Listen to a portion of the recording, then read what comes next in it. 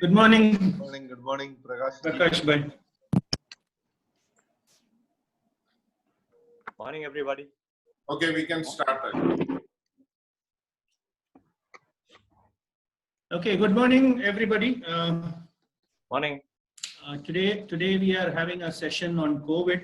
As per this idea was mooted by Baiju first, and then everybody caught on this, and we all thought it was a very important topic to cover. I'm sure there are lots of doubts in your mind, and which needs clarification. Probably don't have a source of clarification because you see so many conflicting reports in the media, social media or visual media, whatever it may be, or even in the papers. You see so many conflicting reports. So we thought it is a good idea to put down our thoughts on this. And today we have Dr. Mithun C. Mohan from Starcare Hospital, Seeb. He has been in Oman for last 4.5 years. After he's completed his MD in 2013, right, Mithun? Yes. Yeah. Then we have Dr. Jamal from Raffah Hospital in Ibri. He finished his MD in 2010, and then since about 3.5 years, he's been working in Ibri as a specialist physician. Dr. Mithun and Dr. Jamal are specialist physician. Now, the other doctor who has been recruited into this is Dr. Sudhir. You all know he's a very familiar face. You all know him. He's a urologist in Armed Forces Hospital and has been in Oman since 2010. And then, of course, myself, who's an orthopedic surgeon in Khoula Hospital and has been in Oman since 2013. Right. Now, this session has been formatted in somewhat like a Q&A session. Dr. Jamal will begin with the theoretical parts. He will make a short PowerPoint presentation on the various questions, scientific questions that may crop up in your minds. And then we will move on to Dr. Mithun, again another short PowerPoint presentation in a Q&A format. And towards the end, we probably will have an open house for the audience to ask questions. But in order to save time, Dr. Sudhir will be on the chat box where you can ask your questions as the session is progressing. And he will answer as many questions as possible on the chat box. And if there are any leftover questions, we will put it to the main panelists, that is Dr. Mithun and Dr. Jamal at the end of their presentation. So that is how we have formatted this session. And it's already 10 past 10, and without a delay, we will start. Over to Dr. Jamal. So, Jamal, please share your screen and start your presentation. Okay. Let me share my screen.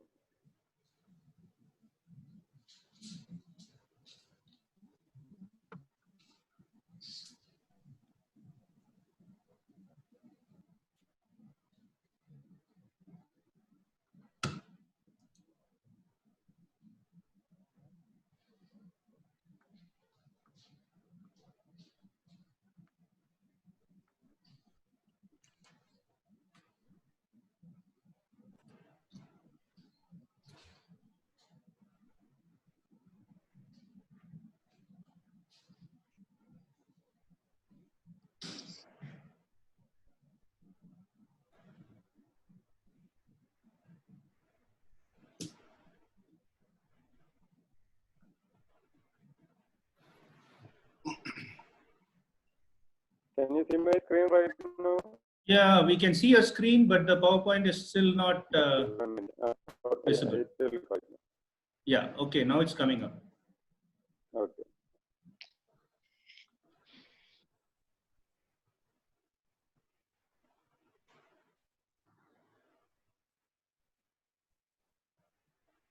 Right now? Yes, perfect. Your first slide is on. Okay. Shall we start now? Yes, please. Okay. Good morning. I think we have already gained the more than adequate information regarding COVID from internet, online classes and all. This will be just a repetition. We can take it as a revision.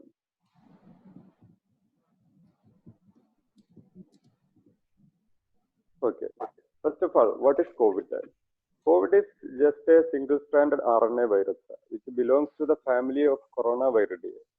We might have heard that people are using COVID and corona as a synonym. In fact, it is not correct. COVID is just one named virus among the coronavirus family. There are a few named virus as well as unnamed virus in this family. COVID is one among the named ones. And this coronavirus family is known to human beings for past many decades, but they were largely ignored. Why? Because they were not known to produce any serious illness, significant illness in human beings, except for some mild flu-like illness or some mild gastroenteritis resulted in diarrhea. All of them never required any specific treatment. All of them were self-limiting. That was the reason this group of viruses were ignored by the scientific community. But the scenario has changed in 2002, where when the world witnessed a major respiratory pandemic, which originated from China, spread over to 29 countries, affected a lot of people, and lasted 2 years all over the world, resulted in almost nearly 800 deaths.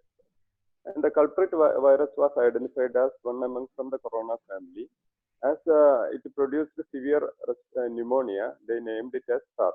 SARS means severe acute respiratory syndrome.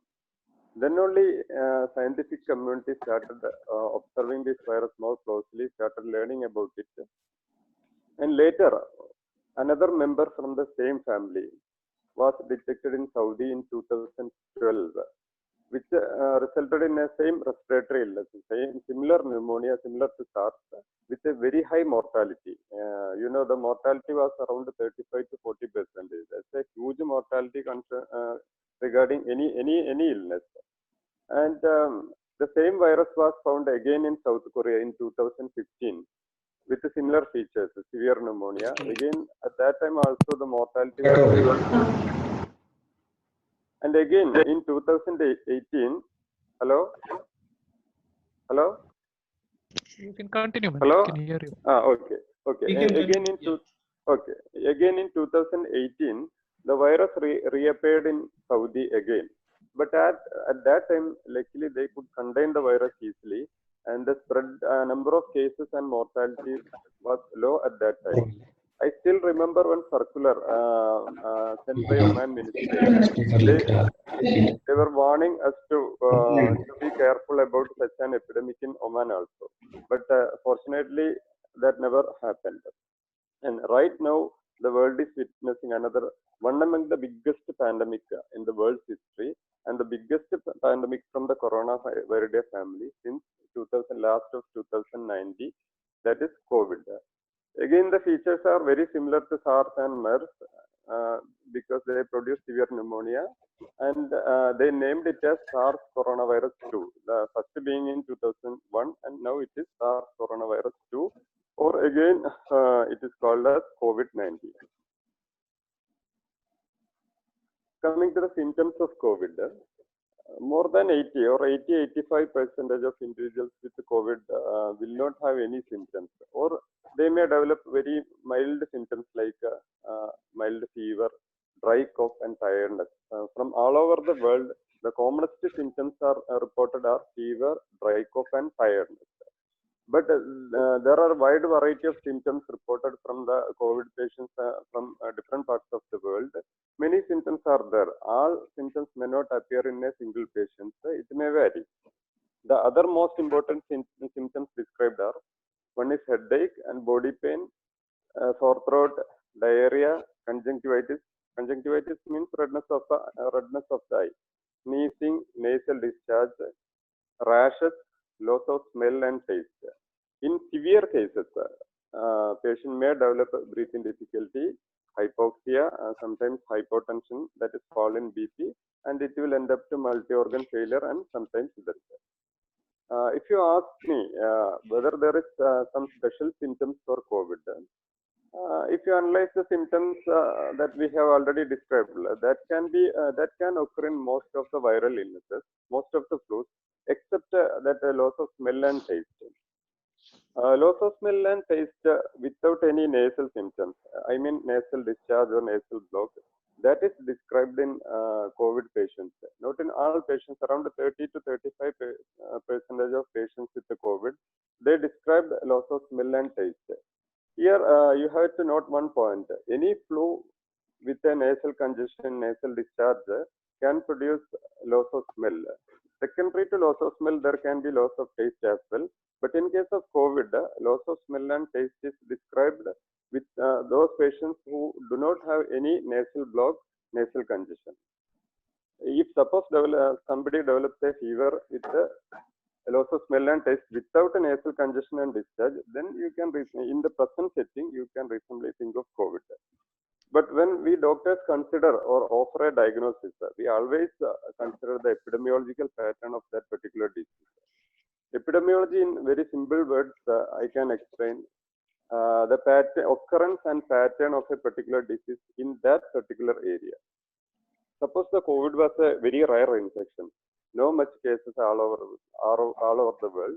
In that setting, if somebody develops a flu, then doctors will not consider COVID as a first possibility. Doctors sometimes may not consider the COVID at all. But nowadays the situation is different. COVID is everywhere there in the world in huge numbers. In that scenario, if somebody develops a flu-like illness, don't burn your head on thinking that whether it is COVID or a normal flu. Take it as COVID. Unless otherwise proved it is COVID, do your test, get your test done as early as possible. Who can get COVID? As per the available information from the world, all age groups, irrespective of gender, can be a victim of COVID. But of course, there are certain susceptible individuals that we have to note down, especially elderly. Elderly people are susceptible to any kind of infection. And other subgroup is diabetes. You all know diabetes will affect the immunity in several ways. All kind of infection, the incidence is more common in diabetes.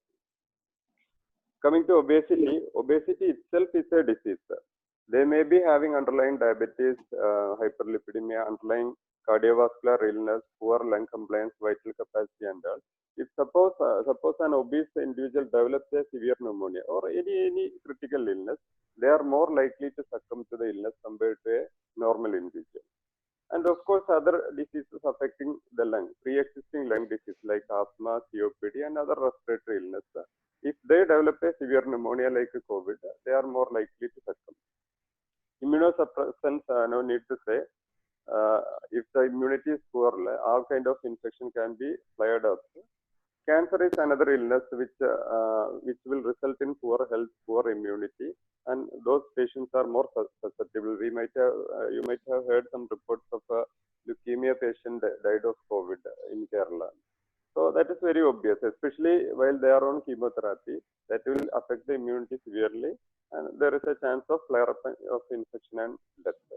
There was a question regarding a baby and mask, whether a baby should wear a mask. So we have seen all age groups are susceptible. Nobody is immune from COVID. So a baby also should wear a mask like an adult. COVID and pregnancy will skip because we have a pediatrician to discuss it. What about the incubation period? Incubation period means just the time gap between the entry of virus into somebody's body and the onset of symptoms. On an average, it is usually 5 to 6 days, or you can take 7 days, but it can prolong up to 14 days. That is the usual pattern. But in a subset, minor group, it may go beyond the 14 days, or 14 or 20 or even 21 days, but a minor group. That's why for quarantine, by definition, quarantine period means it should take double the time of incubation period. That was the reason they kept the quarantine period initially as 28 days. But to remain inside a room for 28 days is not an easy job. The adherence may be poor if it is 28 days. A poor quality quarantine, quarantine of 28 days is not good as a good quality quarantine period of 14 days.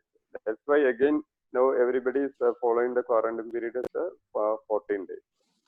And regarding the mean duration of illness, it can be from 5 days to 7 days. Total duration of illness. or it may be prolonged up to 10 days. But in any case, any viral pneumonia case, not only COVID, the cough can persist. Post-viral cough, that is the terminology. Post-viral cough can persist for several days. Again, the tiredness can also persist for several days. And one important question was there, when can we mingle with a COVID patient after recovery? That is very important practical question. So chance of spread from one individual, one COVID patient to other individual. It can be from 2 to 3 days prior to the onset of symptoms and up to 8 to 10 days. So after 10 days of illness, you can mingle with the patient with reasonable confidence.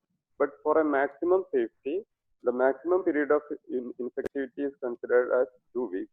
So ideally, if possible, that patient should remain inside a room for 2 weeks. After that, you can mingle freely with that patient. And the natural course of illness, as I explained earlier, more than 80 to 85% of patients will not develop any symptoms, or they will develop a mild symptoms like mild flu. Among the remaining 15% of patients that may develop severe pneumonia, they may require hospital admission.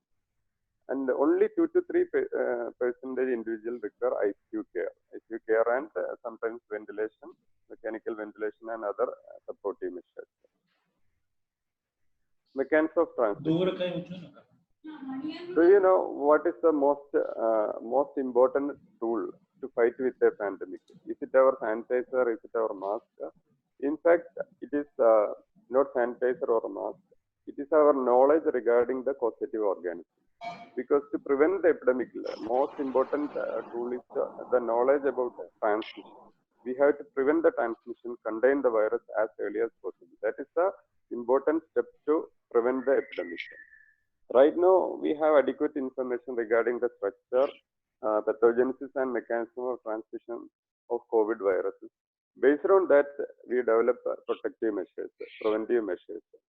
So suppose you stay along with a COVID patient, asymptomatic COVID patient, who does not have any cough or sneezing, any other symptoms, and you don't touch that patient does not touch you.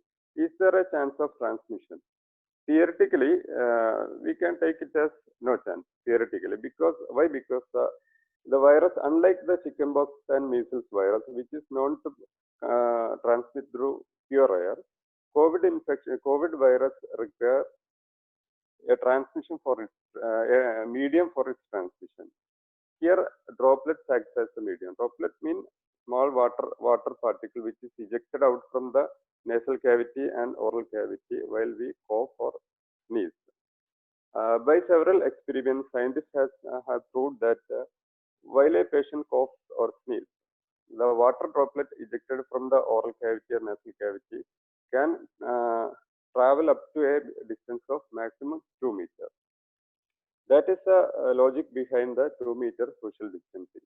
If you can stay away, 2 meters away from a COVID patient, whether or not he cough or sneeze, the chance of contamination, chance of infection is virtually nil. And the 2-meter social distancing may not be possible always. In that case, the second level of prevention, that comes the mask, spectacles, face shield, etc. A mask will offer you a certain degree of protection, though it is not 100%. It will offer a certain degree of protection. But the use of mask and kind of mask, the type of mask is important. And whatever the mask is, you have to use it properly. If you touch the front side of mask frequently and then touch your eyes and nose, then it may increase the chance of spread. If you wear a large spectacle that covers the most area of the eye, that will offer certain protection. And healthcare workers are advised to use a face shield. In general public, it is not possible always. And most important thing, we have to maintain a respiratory hygiene. Respiratory hygiene means while sneeze or cough, we have to cover our face, cover our mouth. But don't use your hand, because if you that hand will be contaminated, and if you touch with that hand somebody else or your own face and all, then there is a chance of contamination again. So you can use a tissue paper or kerchief towel, whatever it is, or at least you can use the inner aspect of your elbow to cover the mouth while you cough or sneeze. And we have to maintain the respiratory hygiene, and we have to encourage others to maintain the respiratory hygiene. The second most important method of transmission is contact transmission. Suppose there is a patient who coughs or sneezes to some object, there will be the respiratory droplets. If you touch with your hand that surface you touch and you touch your face and nose, then, or somebody else, then there is a chance of contamination. That is contact transmission. In that aspect, the frequent hand washing becomes very important. If you use soap for at least for 20 seconds, ideally for 1 minute, at least for 20 seconds, or any good quality sanitizer, including 70% alcohol sanitizer, that is the most commonly used nowadays, that will kill the virus immediately within 30 seconds. And gloves, of course, gloves will give some protection, but you have to use it properly. You use the gloves, but you touch your face and all, then there is no point in using. Gloves will help, especially at the time of shopping and all. You can wear a gloves while going to the mall. Discard that gloves immediately after the shopping and wash your hands properly or use a sanitizer. The another question raised was whether there is a transmission of virus from a pet animal. Theoretically, it is possible because coronavirus family is known to produce illnesses in animals. But in practice, no such cases were reported except for experimental conditions. So just ignore the experimental condition. We can take it as no chance of transmission from animal to man. And another question, whether there is a possibility of transmission from asymptomatic individuals. Of course, we have to know that that is a major threat we face right now. We do not know who is harboring the virus, but still the virus will be there in their respiratory secretions. There is a chance of contamination, transmission through contact transmission. When considering an asymptomatic individual, the mode of spread, risk of transmission will be lesser when compared to patients with the symptoms, because if there is no cough and sneezing there, the respiratory transmission is unlikely, but contact transmission is possible. So you might have seen thermal scanners in front of malls and hospitals. I won't say that it is not useless. It is not useful, but it is useful. But it will not filter asymptomatic individuals. For in the present scenario, we have to consider each and every individual around us as a potential COVID patient, and we have to take precautions. Regarding the test, what are tests available for the COVID virus? Three different tests are available right now. Most important one is DNA PCR. That is the most widely done test. DNA PCR means they will collect a swab from your nasal cavity and throat, and the test is able to identify the viral particles inside that swab. And it is expensive. The results may take 4 hours to 3 to 4 days, depending upon the center and the method they use. The other kind of test is a rapid test, which detects the antibodies formed against the virus inside our body. As you know, the antibody formation is a slow process. It will take at least 7 days, 5 to 7 days to form detectable level of antibodies inside the body. If you do the test before that, rapid test, if you do as early as 2-3 days, then there is a chance of it become negative while you are still being a COVID patient. DNA PCR test takes at least 2 to 3 days after the onset of symptoms to become positive. The third test is culture. For practical purpose, you can ignore that test because it is only done for research purposes, not for diagnosis and treatment. And if you are suspecting COVID, you can get your test done in any specified ministry clinics, or nowadays private hospitals started doing it, but it is expensive, maybe around 100 reals, 100 or 80 reals. Suppose you suspect that you are already exposed to a patient. So the most important thing that you have to do is to remain isolated in a single room as far as possible. Ideally, you have to remain isolated in a single room. Don't mingle even with your family. Use separate utensils for food and all. Wash it frequently with soap and water. Use a mask. Maintain respiratory hygiene. But the degree of isolation depends upon several things. It may not be possible for everyone. In that case, at least you have to maintain a social distancing. That is very important. 2 meter social distancing, respiratory hygiene that we can practice. And when to test? Suppose you suspect that you are having COVID, when to test? Or you are exposed to COVID, when to test? If you are totally asymptomatic and remain isolated, then it is not a must to do the test. If you are asymptomatic still after 14 days, you can resume your regular work. But if there is a chance, if there is a possibility to test, you can test after 7 to 10 days if asymptomatic. If you develop some symptoms, then ideally you have to do the test immediately. But the problem is here in Oman, Oman government offers one single test for free. If you want to repeat it, you may have to pay. So in that scenario, you have to use your chance wisely. Suppose you do the PCR test immediately after the symptom, then it can be negative, despite of you are being a COVID patient. So ideally, in my suggestion, if the symptoms are very minimal, no much issues, then you wait for 2 to 3 days, then go for your test. WhatsApp message regarding COVID. If I understood, what I understood is correct. It says that if you can hold your breath for 10 seconds, you are immune from COVID, you are protected from COVID. It is actually, it's absolute nonsense. If you can hold the breath at 10 seconds or 100 seconds, whatever it is, the risk of COVID infection remains the same. But here you have to note down one point.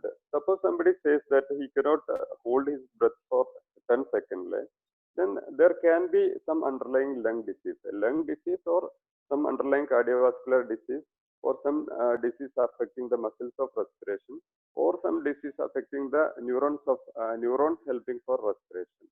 In that setting, suppose somebody develops COVID pneumonia, severe COVID pneumonia, then they are more likely to succumb if there is a pre-existing lung disease or cardiovascular disease. Regarding the treatment, as you all know, COVID is a pneumonia.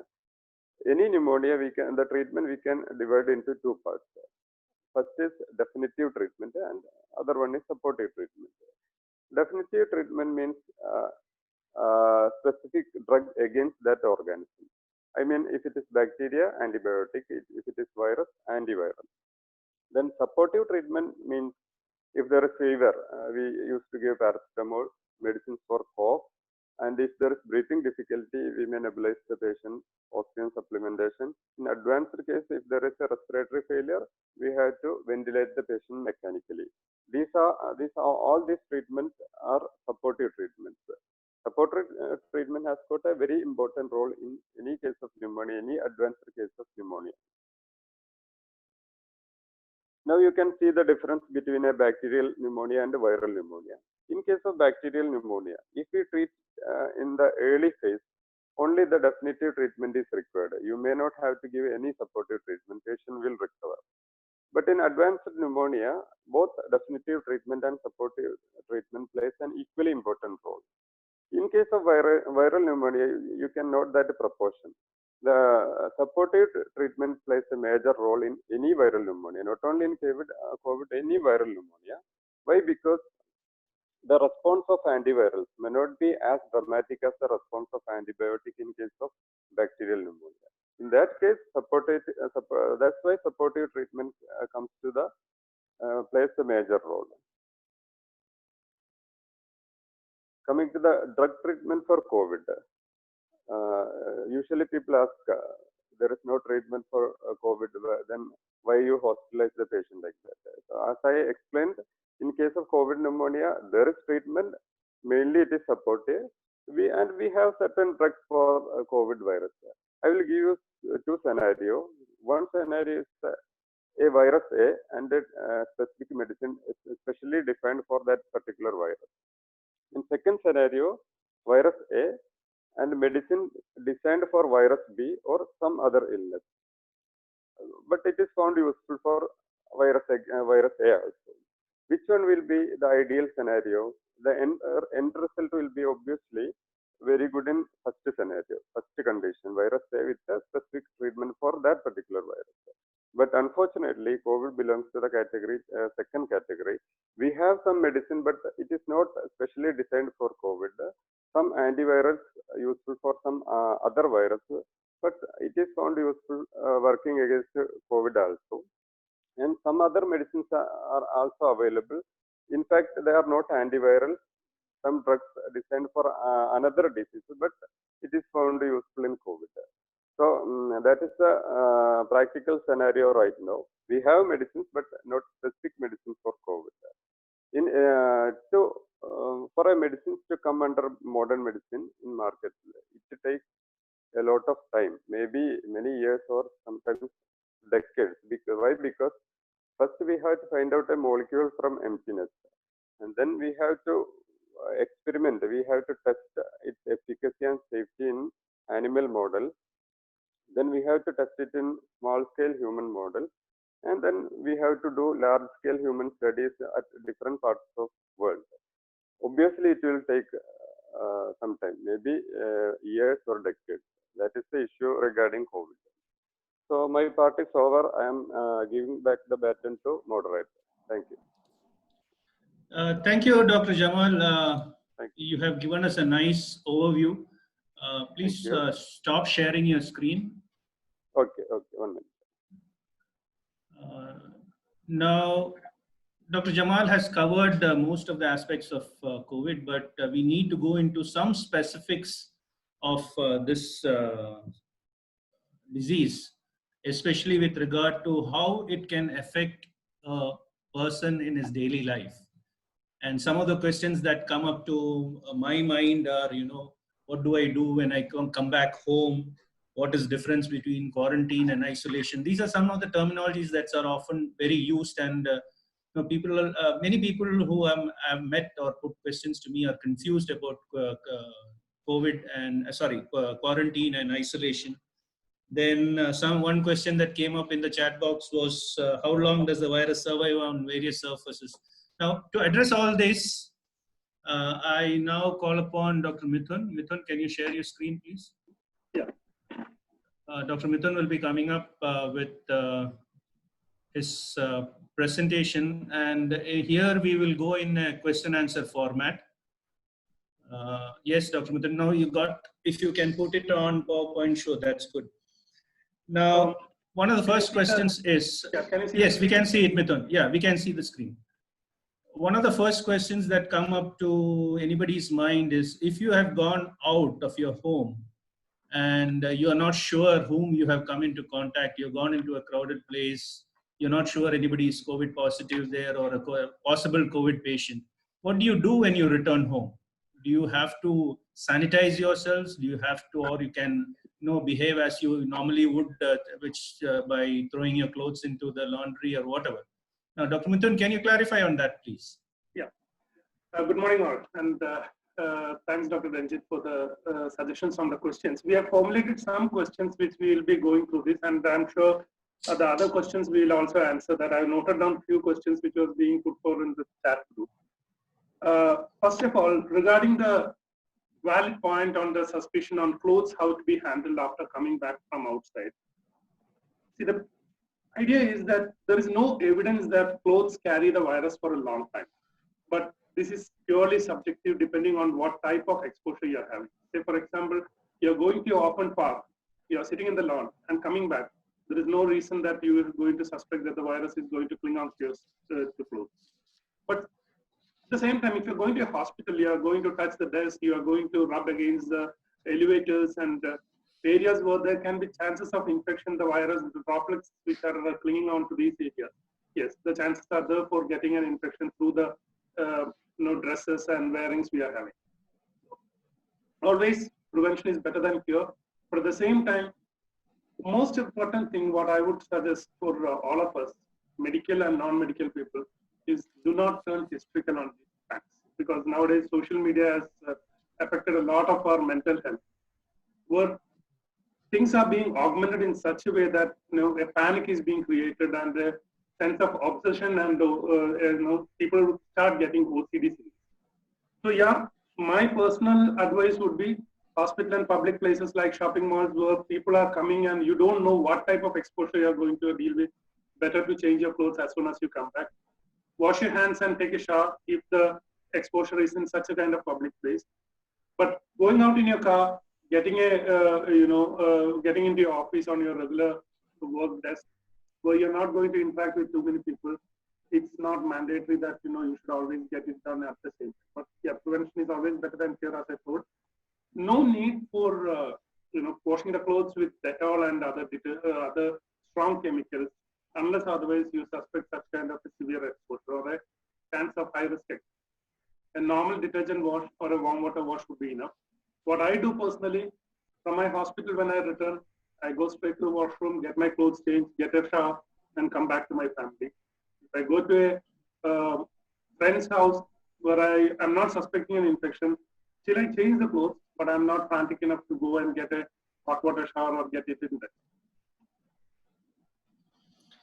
Right. The next question, Dr. Jamal has outlined what needs to be the various tests that needs to be done when one is suspecting an exposure to COVID. But can you just elaborate on some of the tests and what exactly is being done when you approach a clinic or a lab for a test being done, for a test? Okay, so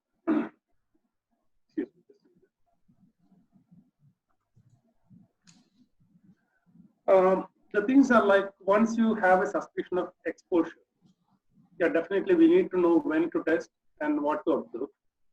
First point is, do not panic, because getting exposed doesn't always mean that anyone will get an illness.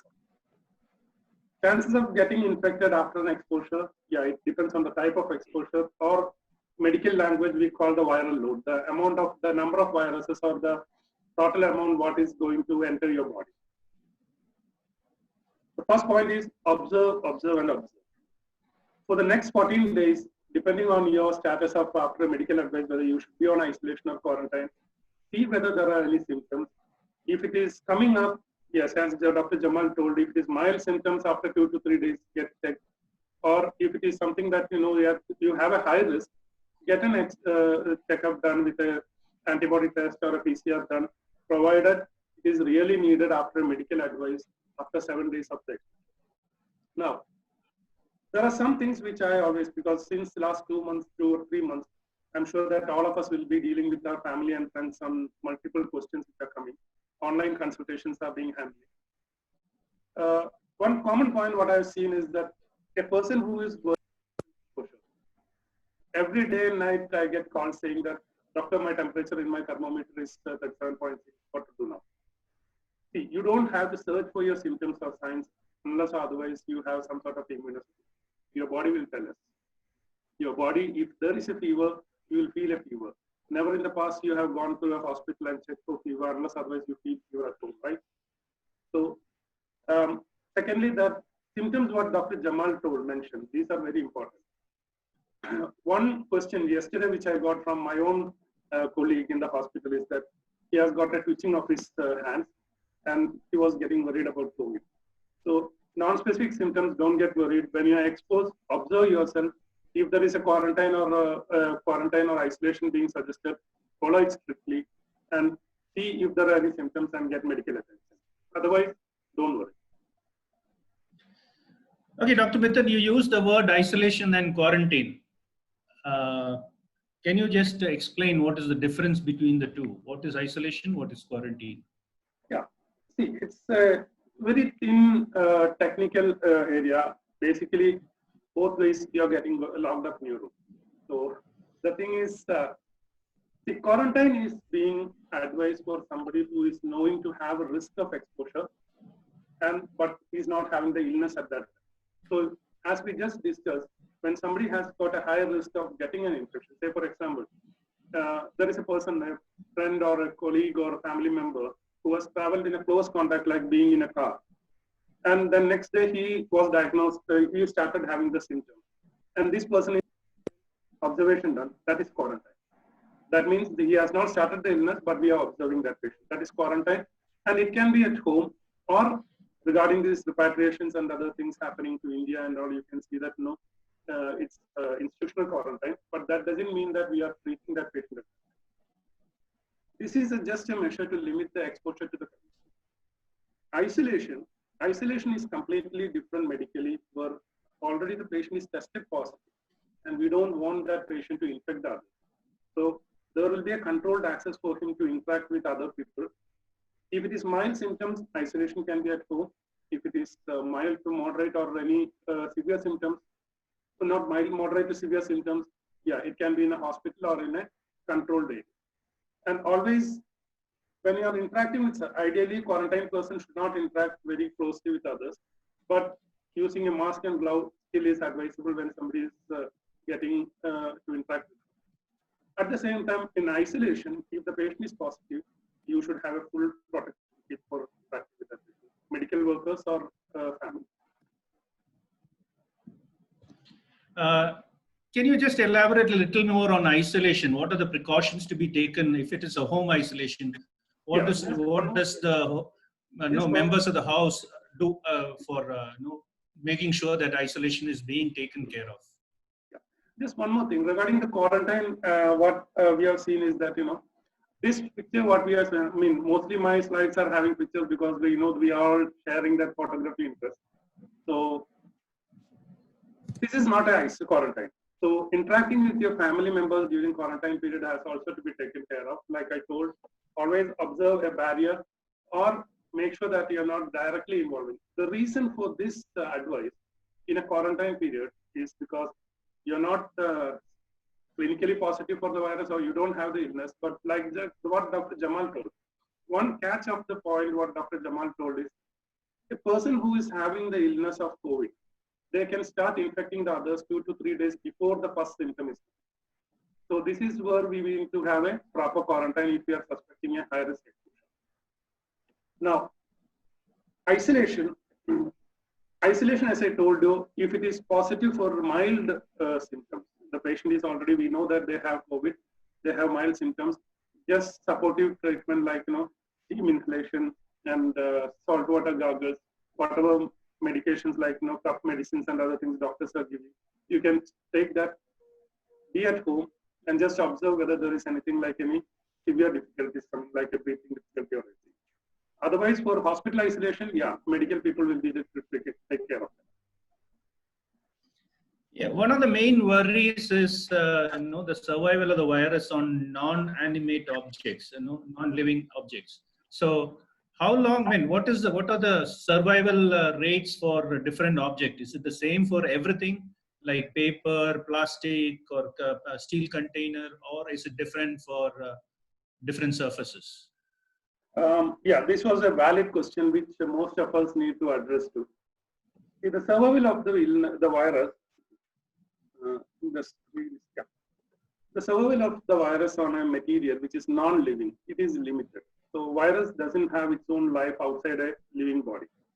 But yeah, there can be some sort of existence to a particular time, depending on the material as well as depending on the environment in which that material is being held. So it can vary from hours to days, maybe a couple of hours, say for 1 to 2 hours on some materials, and it can even be up to days if the temperature, the environment is controlled on some other material. Usually the environment and the surroundings matters. The solution for this, one thing what you have to do is that when you are out in public, all public areas consider it can be infective for you because you don't know half an hour back who have been in touch with that material. Like let it be a tissue, let it be a plastic bottle, or let it be something of sort of a metal object. But there is nothing like a food which has provided that the evidence that food is contaminating the people to get the infection. And this is one chart. If I'll share this chart in the WhatsApp group also, which you have to be taking care of. Same time, whenever we are discussing on the medical evidence, please make sure that you're not getting panicked of these things. This was one chart which was published by the New England journals, where it was showing that I think the paper has got the time period where the virus will be existing, but at the same time, if you go ahead, close the stainless steel, the metals, glass, and other objects, like they have got more chances of existing the virus for a longer time. Something which we are using very commonly, one of my friends which I saw last time, is that There was a mask which every time he removes and keeps in the car, next day the same mask is worn. Please don't do that, because mask and other things can harbor the virus for more time. And paper money, this is something which we will discuss in another slide. Paper, though it has got the tissue paper and these things have been, for some unknown reason, because maybe of multiple handling, paper money has also been discovered as a source of infection. So these objects, especially take care of things when you are being in public. Consider all the objects infective, irrespective of what period of time that object may be, because you don't know what has happened before your contact. Now, if somebody has had COVID and has been treated and was declared cured, can he get infected again? Is that an... Okay. So, there are a lot of media messages or the social media messages in WhatsApp that 18 people in Korea got positive again and all this. For me, it's just like, a disaster happened maybe once only, maybe it can come multiple times. How many of you believe that Trump is going to be the next US president? So it all depends on uncertainty. We are going through a phase where we don't have any scientific evidence that the COVID infection, the virus affects twice for anybody. Yeah, there are some reports saying that the PCR was tested positive, but let us keep one thing in mind. Any laboratory test and these things, they have false positives and false negatives. At the same time, detecting a viral body on a person, it's not meaning that he's infected or he's infectious to others. There are many viruses, hundreds of viruses which will be there in your body, which can be tested positive for PCR if you look at specifically for that, but you will go through without getting an infection throughout your life. So currently, scientific evidence, we don't have anything to say that this COVID comes twice in the same person. At this point of time, that is the scientific evidence. Okay, if somebody has, this has already been partly dealt with, but just ask you for clarification. If somebody has been or has COVID symptoms, when is it safe to mingle with others? Okay, this is a very valid question, because right now we have guidelines from different parts of the world, and even from Ministry of Health, Oman, what we are following here. This is something which we will take as standard. When to safely mingle with others? If there is a positivity at that point of time, no, it is not at all safe to mingle with others when there is isolation period. And the usual isolation period, as Dr. Jamal and I discussed, is 14 days. But yeah, it can be up to 21 days or up to even 28 days sometimes. Patients can be symptomatic or asymptomatic. So that doesn't mean that, positive. And within 14 days, because the person is not having a symptom, he can mingle. No. At least 14 days. And current criteria, what we are following here in Oman or in Muscat as per the Ministry of Health is minimum of 14 days of isolation once you detect to be positive, or 2 days after the last symptom has settled. So once the symptom has settled down, at least give 48 hours more for that person to be mingling freely with the society, and whichever should be later. Say for example, there is one person who has been getting the symptoms on 1st of June. Till 14th of June is his isolation period.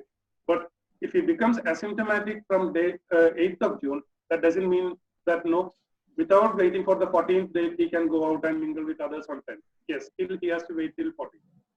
But if there is an extended phase, say for example, one of my staff is there who is under treatment with me right now. She had diabetes and she had gone through an extended phase of illness. Now she is in the 18th day, and only yesterday she became asymptomatic. So I'm going to wait for till day after tomorrow, then I can give her a certificate to mingle with her.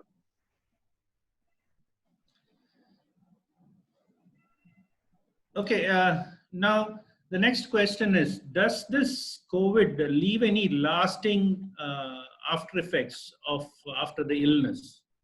Like some of the illness, for example, if you have a stroke, it leaves a lasting effect on the person's physical ability. Does COVID has any that kind of disability in the long term? Long-lasting disability of COVID, a little too early to say a scientific statement right now, because all of us know that, the medical fraternity all over the world, even we are having an experience of less than 6 months only with COVID. So currently, scientific evidence, we don't have anything to say for sure that there are no long-term problems of COVID.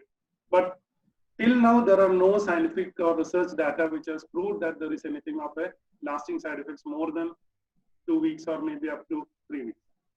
Now, few reports from UK and all has come about saying that children are getting some long-term complications, but I am sure that pediatrician after this will be addressing to it, but very little data to say for sure, like,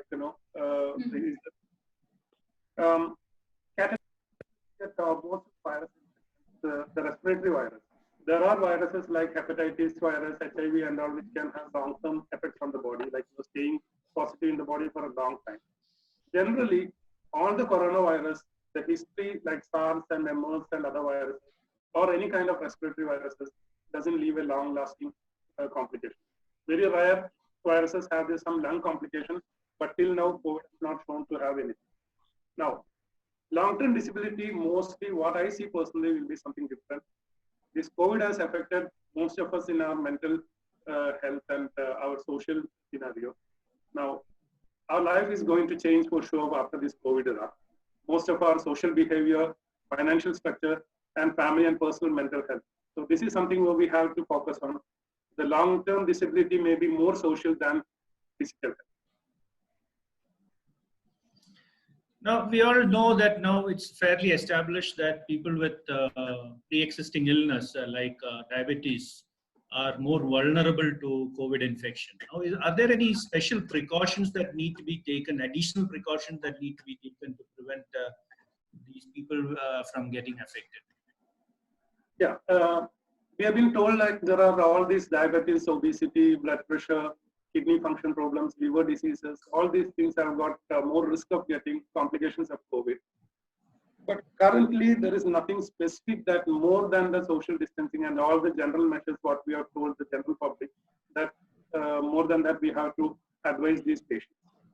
It is well advised that any patient who is diabetic or getting any health diseases, get your disease condition, primary disease condition under control, like a good control of diabetes, getting a good lifestyle with control of blood pressure, avoiding this kind of risk materials, like, say for example, somebody having a kidney issue, avoiding taking painkillers and other things. So don't push the body to a situation where already it is compromised, and then we may get an additional exposure risk of an infection of the virus. Get your primary disease under control. That is the best way to take care of it. Other than that, the general measures. And one more thing, any of these people who have got diabetes or any other risk factor, slightest of the symptoms, get the medical attention.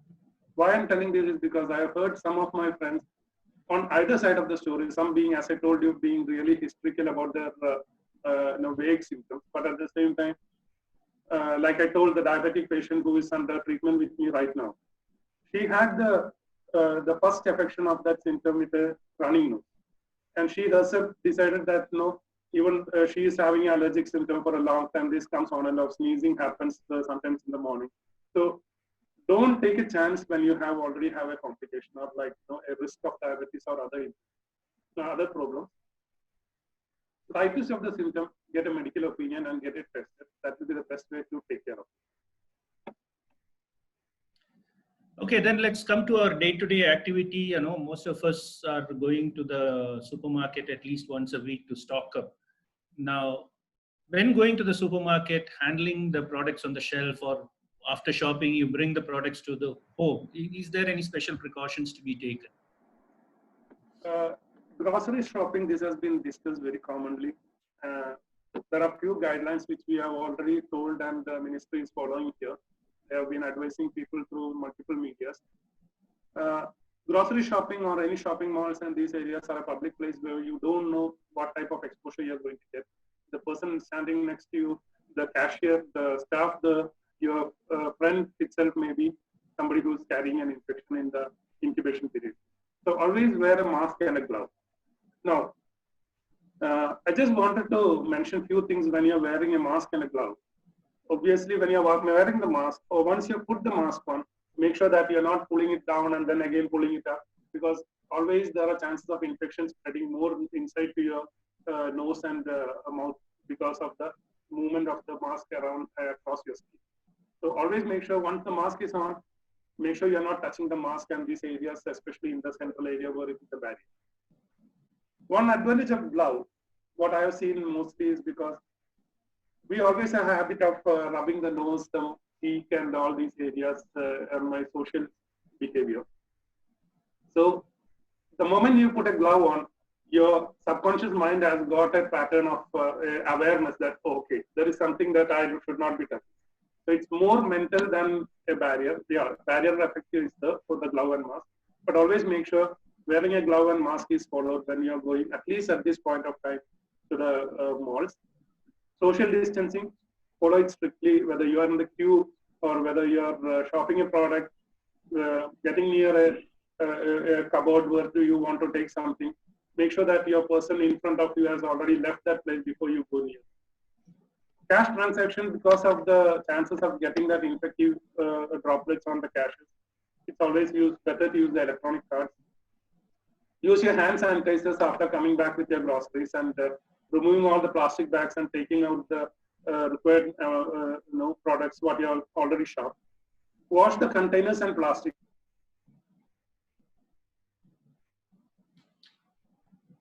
I think we lost you, Mithun.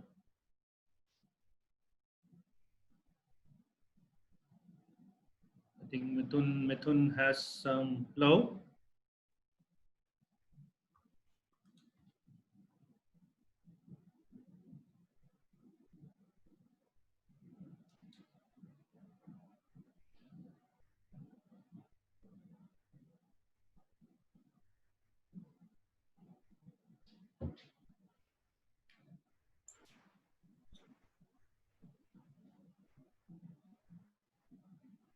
Could be some network issue, I think. Yeah, let me just call him.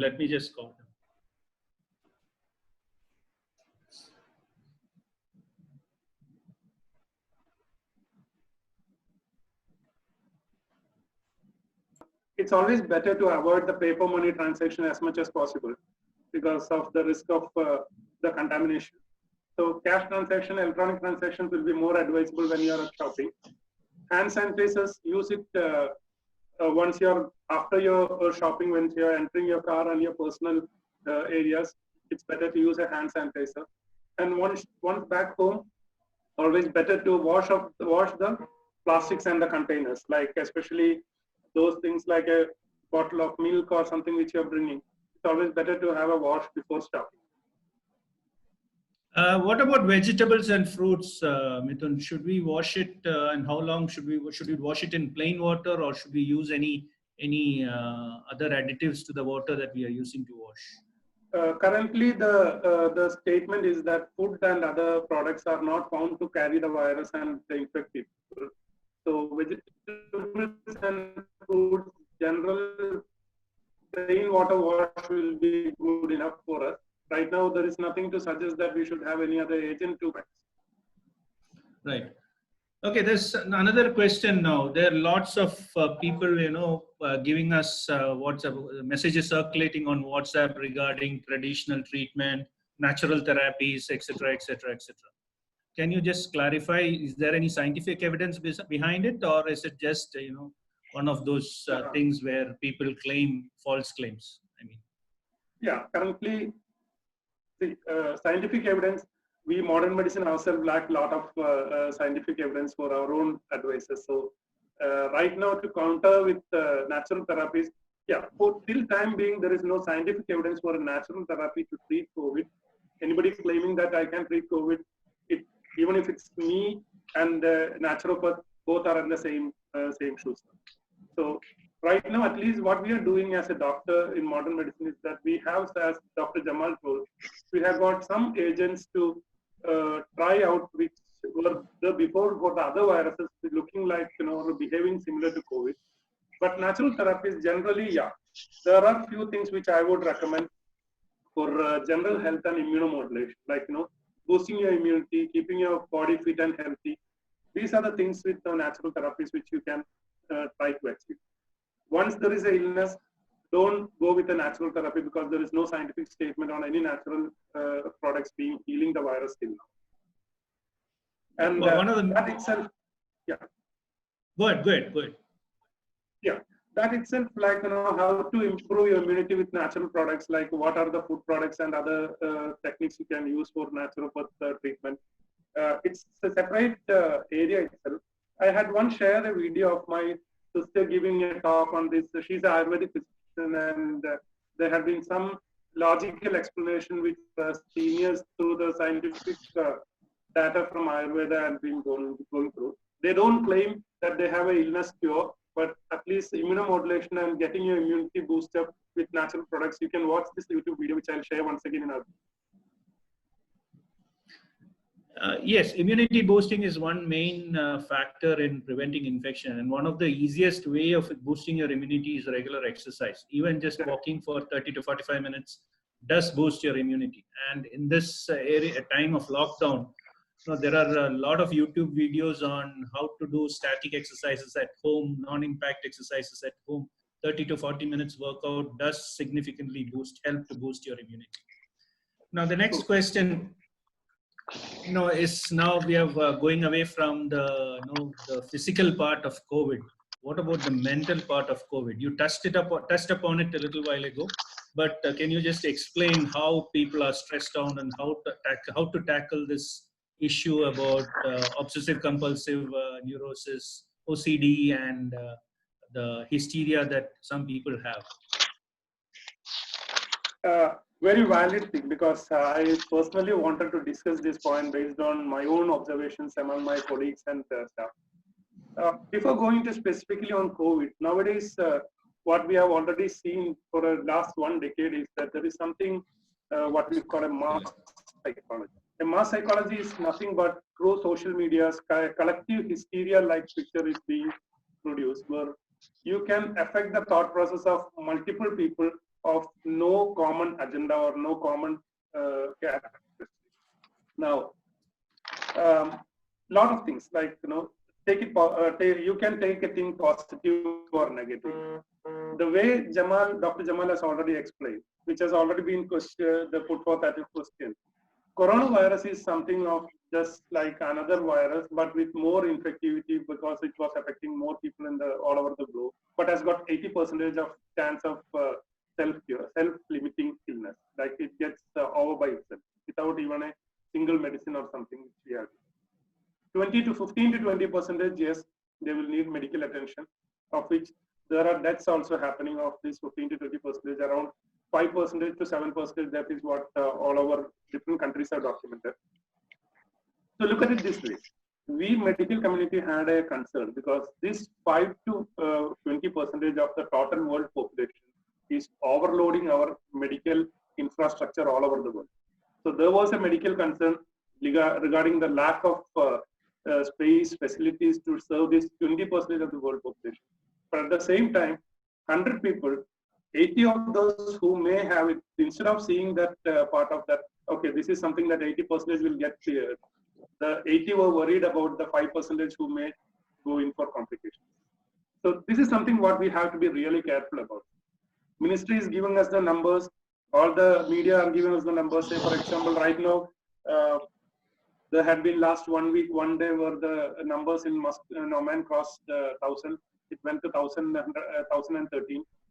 But then it was really a panic saying that, oh, it has gone to 1,000 and then getting this much of this thing. But there are other 5,000s outside that list who are having the virus, not knowing itself that I got the virus, or maybe having just a rhinitis. Same way, like I told about my own patient, one of my office staff who was here in Starcare, he one day called me saying that, sir, I have got just a nose block, what should I do? Out of the list, I mean, since that is one of the symptoms we have to check, I told him, you go and get a swab done. Last week, his result came positive. When the test came positive, I called him asking, like, are you going out of the room? And he told no. But why should I stay back? Because only 2 days the nose block has lasted. And he is a person who was having asthma in childhood. So we don't know, like, who is going for a complication, who will get settled by its own. See, for that, 80% will get clear. You have more chance of being in the 80% rather than being in the 20%. But at the same time, this mass psychology is creating a hysteria all over. And now the social distancing, the mask and glove, I'm sure that this is going to be obsession after this. And last day we had a meeting among our friends, our schoolmates. So one of the industry which is, to be on the sarcastic side, one of the industry which is going to be mostly affected after this because of the mask and glove wearing is the nail polish company and the lipstick company. So don't get hysterical. The mass psychology is something which plays a lot of fooling around among our mental health. It's always better stick on to the protocol what the medical fraternity is telling or the governments are telling, because that is based on scientific evidence. But most of the messages, they are too much of something to digest. Okay, lastly, when are we going to see a cure or a vaccination for this? Is anything in the near future or is it far away? Now, this is something which I can tell you. Vaccine, the research is going on, and mostly many of the corporates and the countries have already started on this scientific race, because the scientific race is because they see an opportunity that I can tell you one of the biggest opportunity right now in a business will be finding out a vaccine. And if that vaccine is being found out by somebody, he is going to be the millionaire for the next decade. Everybody will be, whatever price he quote, they are going to get it. So vaccine research is going on. Already that has entered many stages of phase 3, like, we are doing the human trials also. In India, there has been a report saying that the Serum Institute has already started getting the vaccine trials done. USA is on that. Germany, Japan, and currently we are getting evidence that Russia and all these areas, the countries are going through vaccine trials. Till now, there is nothing approved for a vaccine to be used for general public. And for that, the simple answer will be, inshallah, we'll have to wait. Right. Thank you, Dr. Mithun. And now we have all been talking about adults so far. So now let's get on to the little ones. And we have just one more thing. Like yes. just to conclude I had put up a slide to conclude like why we have been deriving these mostly philosophical ideas of don't get panicked. It's not giving a false promise for you. What I have seen here in last 2 months or 3 months, we have around 30 plus patients who have been positive, who have gone through different phases of the illness, right from, as I told you, asymptomatic person. And day before yesterday, the person who came to my OPD was a diabetic, hypertensive, and patient who has got cholesterol issues. He was tested positive and his wife was positive. He didn't have any. But at the same time, there are people who are having only obesity going in for complication. And we know one of the person, young person who died in Rusta, he was my staff's brother. And he was involved in our adventure Roman group and everything. He was, unless or otherwise than obesity, he was not having too much of any. So yeah, obviously being careful is the key. But out of these 30 patients, when I had one patient who had the experience met with a tragedy, the 25 patients were mostly having panic and hysterical behavior throughout the time. So, as I told you, even the twitching of the fingers were being reported at 2 a.m. in the morning, asking like, no, sir, what should I do? Should I come back to hospital? And I can tell you, one of my staff who is right now getting better, I can show you the call list. It was 24 calls in a single day that she made to me, asking for each and everything what to do. Okay.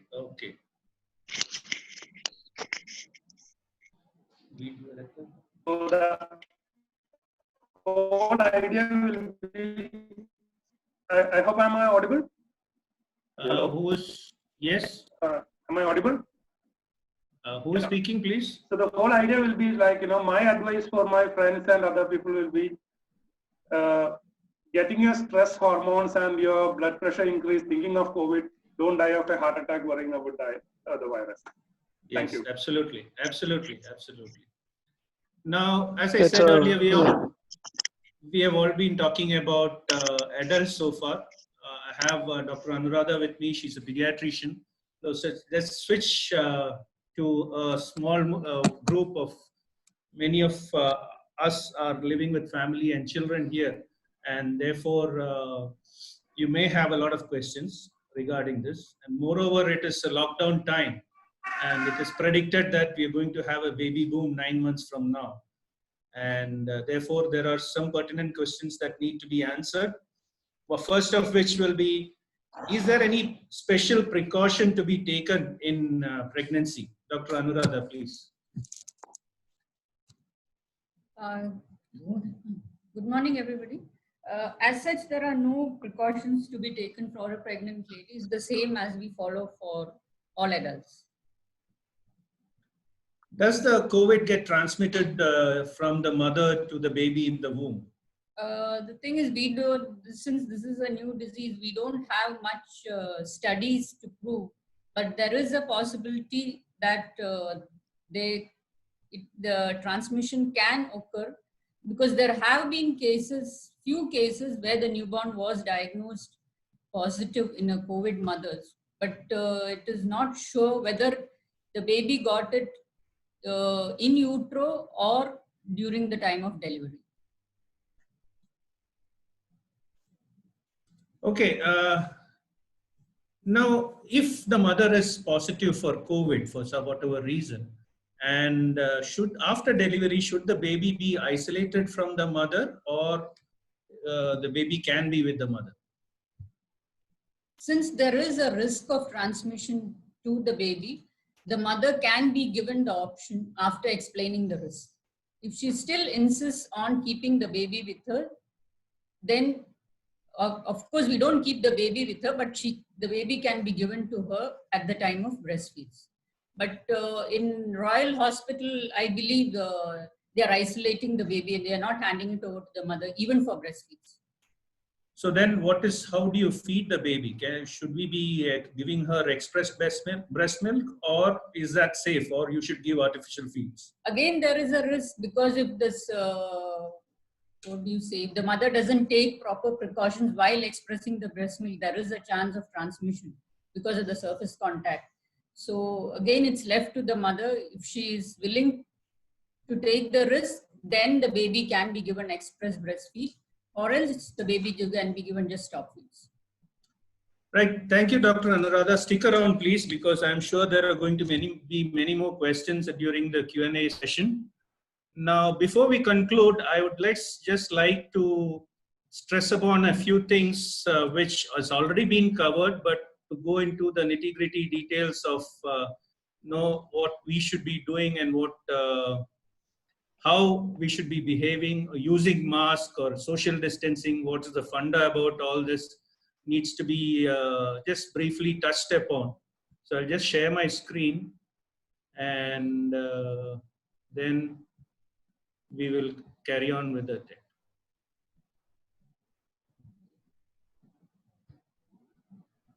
Can you see my screen? Yes. Yes, I think you can see my screen. And let me just put it on PowerPoint show.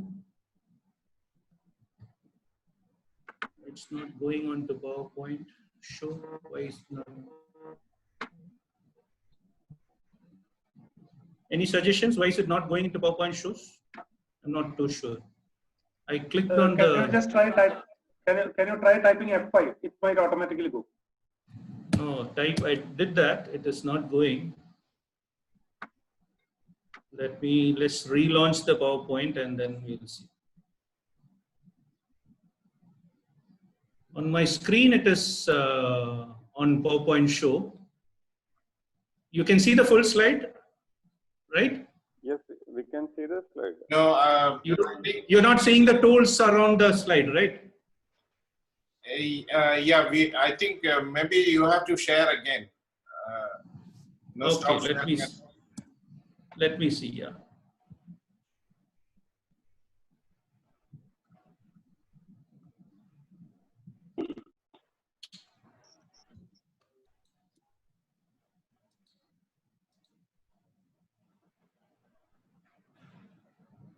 I will stop share and start sharing again.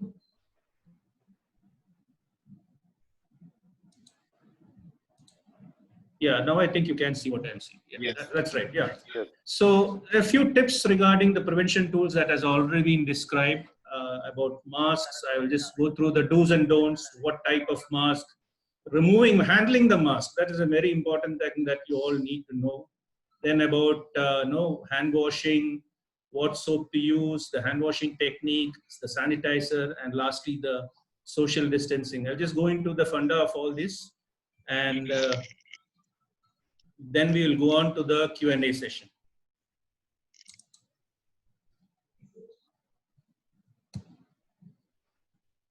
Right, regarding the mask, before putting on the mask, make sure that you wash your hands, either with the sanitizer or soap and water. And as Dr. Mithun was saying, cover your mouth and nose with the mask. It's not that your mask, it's just not enough that your mask is around your chin or just covering your mouth. It should cover the nose up till the bridge of the nose. You know, that this is the bridge of the nose. You can see me. This is the bridge of the nose, and it has to cover up till the bridge of the nose. Then avoid touching the mask while using it. I'm sure non-medical people who are not used to wearing masks are going to feel a little irritated or feeling uncomfortable with the mask. But try not to handle your mask. That is why Dr. Mithun was saying wearing the gloves at least makes you aware that there is something wrong when you should not be doing. So it's good to wear mask for that reason. Otherwise, I'm not a very I don't advocate using gloves because you become more careless with the gloves. Now, single-use mask should be used as single-use masks. Don't reuse it. And to remove the mask, there is technique to do that, because you shouldn't be just removing the mask and crumpling it and throwing into the waste bin. You have to make sure that your hands don't touch the outer surface of the mask. So this is a short video. Just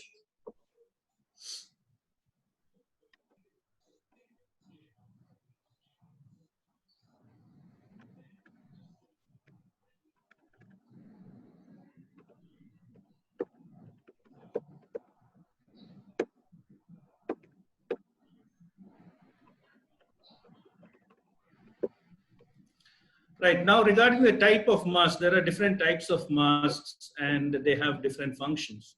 The most common ones that are mentioned in the media are the homemade cloth mask, the clinical mask, and the N5 respirator. As a common person or a person who is not coming into contact with cases of COVID, or it's not a health worker, you don't need to use the N95 mask. It is actually you're using up the resources, and the health workers are now struggling for N95 respirators. So don't use up the resources and deny the health workers of this facility. What you need to use is homemade cloth mask is good enough, or if at all you can use a clinical mask. But if you use a clinical mask, a disposable mask, just imagine the amount of garbage that we will be creating by everyone using a clinical mask. So that is another environmental hazard you need to be aware of, and therefore reusable masks, cloth, either stitched at home or commercially available reused masks. Most of them can be used to up to 30 times. So one mask will last you probably around 15 to 20 days if you're using it only one time every day for going out and then coming back, probably up to 30 days. Up to 30 to 40 days of cleaning is allowed. But while cleaning, the most important thing is don't wrinkle it, don't wring it, just hang it dry. Use a good detergent. You don't need to use medical detergents. Just a good detergent, soak it well, wash it with fresh water, and hang it up to dry. Don't wring it or squeeze it free of water. So that is about the mask. Now, somebody asked during the chat session, why wear a mask at all? Now, these are the transmission probabilities that has been published in the literature. If you don't wear a mask and you come in contact with a person with COVID, there's 100% transmission possibility. Whereas if both the COVID person and yourself are wearing a mask, the transmission probability is reduced to 1.5%. So that's how effective a mask can be. And that is why all the ministries around the world, all the governments around the world, and medical people around the world are insisting on using a mask. Now, soap and sanitizer facts. You know why the soap is effective against the virus. The virus has a fat envelope. It is covered by fat. And we all know the fat is emulsified or destroyed when it comes into contact with surfactant. And soap is a good surfactant. And that is why you need to use soap for washing. Now, if you don't have access to soap, if you're outside in the public, you can always carry a small canister of sanitizer, which should be more than 60 to 70%, which should contain more than 60 to 70% alcohol, which is only then it is effective. And when you're washing hands, wash for 20 minutes. It's being advertised again and again. Sing happy birthday to me 2 times. And that covers the 20 minutes. You don't have to have a timer, but you can sing happy birthday to you 2 times, and that will cover 20 seconds. So wipe with a clean towel. 20 seconds. 20 seconds, yes, 20 seconds. Did I say 20 minutes? You said 20 minutes. Oh, sorry, 20 seconds. So these are the 7 steps of washing hands. First, the palm. First step is washing the rubbing against the palm. And then second is between the fingers. So interlace your fingers while washing after you finish your palm, and then back of hands. While you're doing the back of hands also, you have to do left over right and right over left. While you're doing that, always interlace the fingers, then the base of thumb, which is very often missed, then the back of fingers. So hook your fingers together and wash the back of fingers, fingernails, and lastly the wrist. So these are the 7 steps, and then finally you dry yourself. You have to follow these 7 steps, and when following these 7 steps, you take about 20 seconds. That is why the 20-second rule. Now, somebody asked about social distancing. Social distancing is 6 feet or 1 meter, which is approximately 2 arms length. So if you extend your arm and the other person is also extending arm, you should be barely able to touch each other. That is approximately 6 feet distance. Why 6 feet? Now look at the figure at the bottom. Large infectious droplets will fall once it's expelled through cough or sneeze, will fall within 1 to 3 feet, and smaller infectious droplet, it falls within 3 to 5 feet. This has been proven. And we all know now that this COVID virus is not airborne. So if you remain beyond this 5 feet, you're good. The more further you remain, the better it is. Now, this is another figure or illustration of how social distancing helps. If your social distancing distance is less than 1 meter, you have a 12.8%. This came in the Lancet, 12.8% chance of getting infected.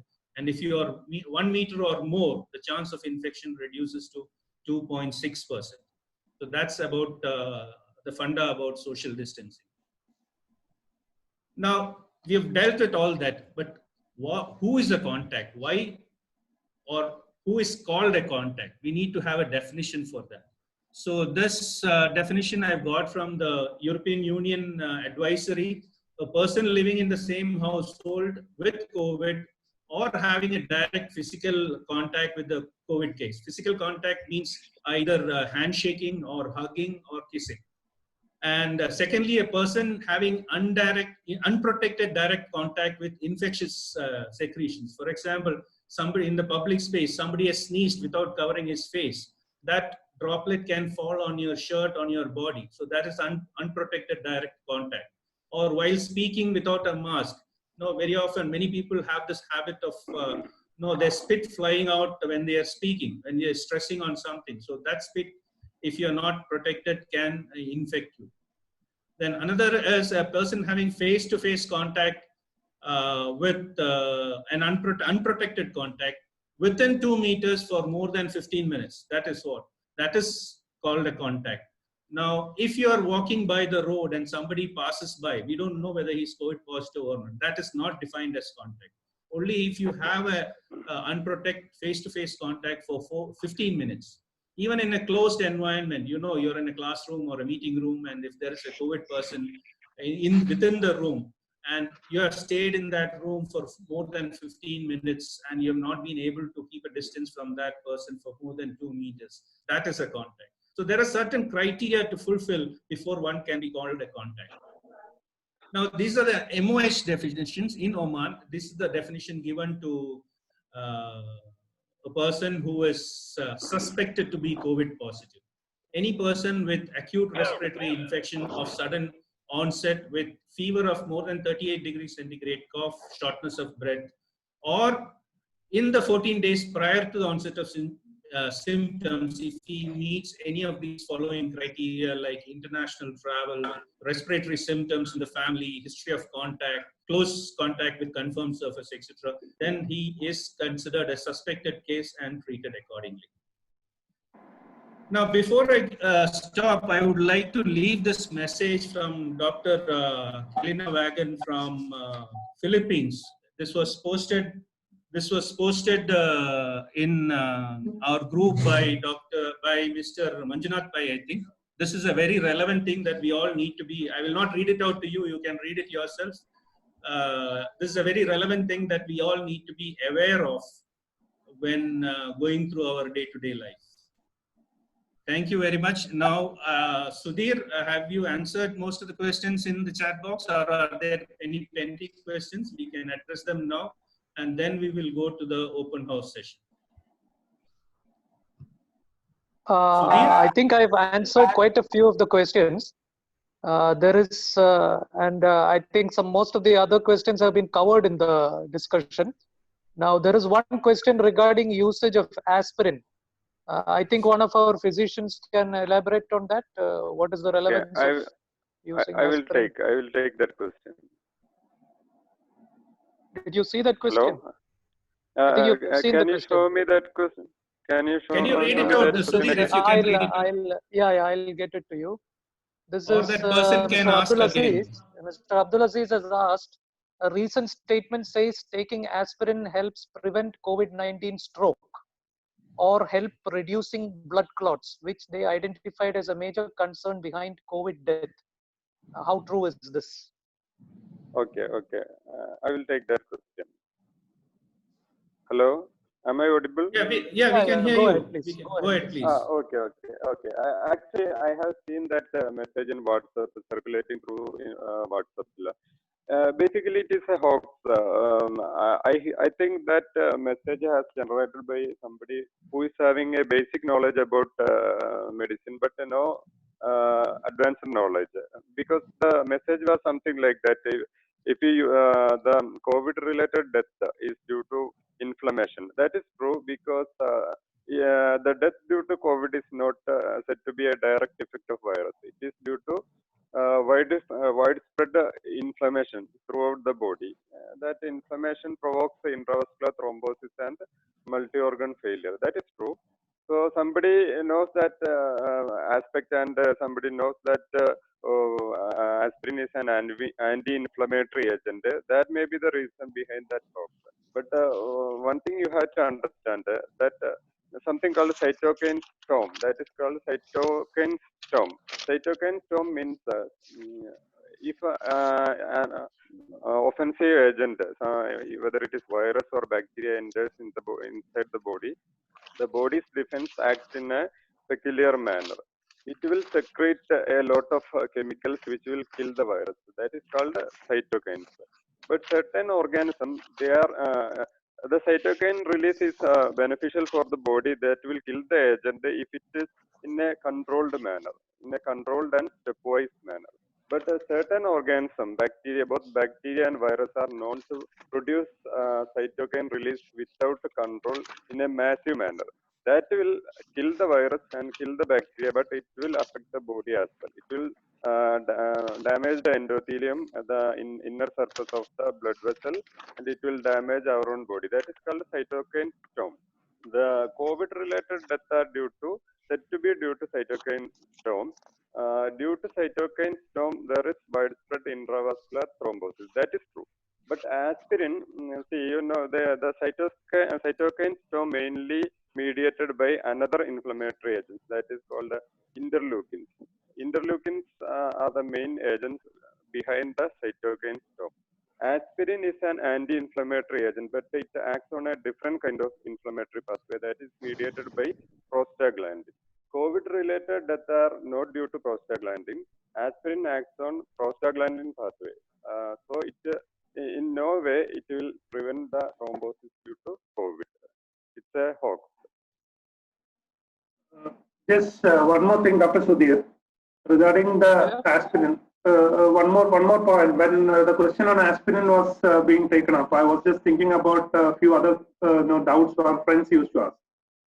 Just now, Dr. Jamal has very clearly explained that why aspirin message is a hoax and it's not going to help us unless otherwise there are some medical indications. So there have been a discussion on some of the medicines which we are using regularly, whether it causes more problem in COVID or not. So one medicine was a medicine which is used for blood pressure control in diabetic people as well as other common blood pressure medicines. There is right now, there is no evidence to stop any of the blood pressure or diabetic medicines in view of COVID era. There is no, theoretically, yeah, depending on the molecule in which the medicine is acting on the body and all, theoretically, there is a hypothesis given. But all the cardiological societies, all the hypertension society, the scientific bodies have denied that there is any evidence showing that any of the medicines being used regularly has got any kind of problems during this COVID. It just behaves the same in a normal person getting a complication and a person who is using this medicine. Secondly, if you ask, are there anything to be careful about during this COVID time? I'm sure Dr. Jamal will also give an input on that in his views.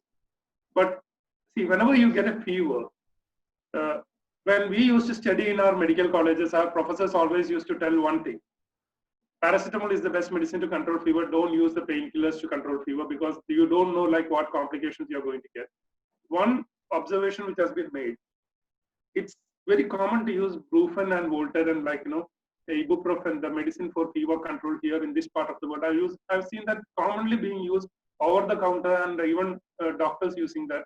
But this Brufen and Voltaren, like painkillers, the ibuprofen, or you get it in different names. Voltaren, as it is diclofenac. These medicines have been observed that it causes complications of COVID. So my request to all of our friends and your relatives, everybody, it will be avoid taking any medicine other than paracetamol if for pain or fever, unless otherwise there is a medical consultation. So that's the best way of keeping away from such complications. Another commonly one used medicine is mefenamic acid, Meftal, for fever and pain. Again, that is harmful in setting of COVID. That's the other point. A lot of common people are who are already on a lot of regular medications.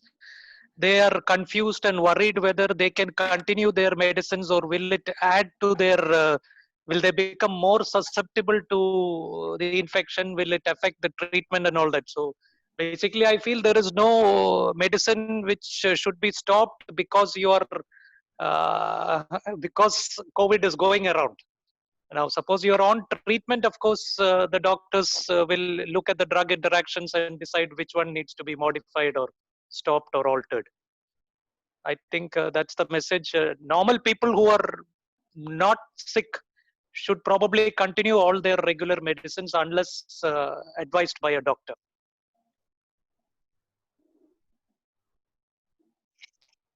Right. Anybody else has got any?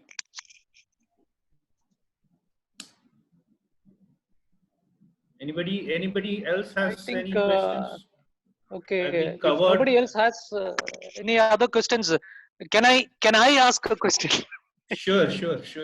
And now the thing is, a lot of people have been, a lot of my friends, and I think even a couple of people from FSO were asking me what sort of exercises we can do. I mean, running, jogging, cycling, and all. Now that the lockdown is being relaxed, so the idea I have in general is that you can, if you're on your own, not in a group, you can go around jogging on the street or cycling on the street.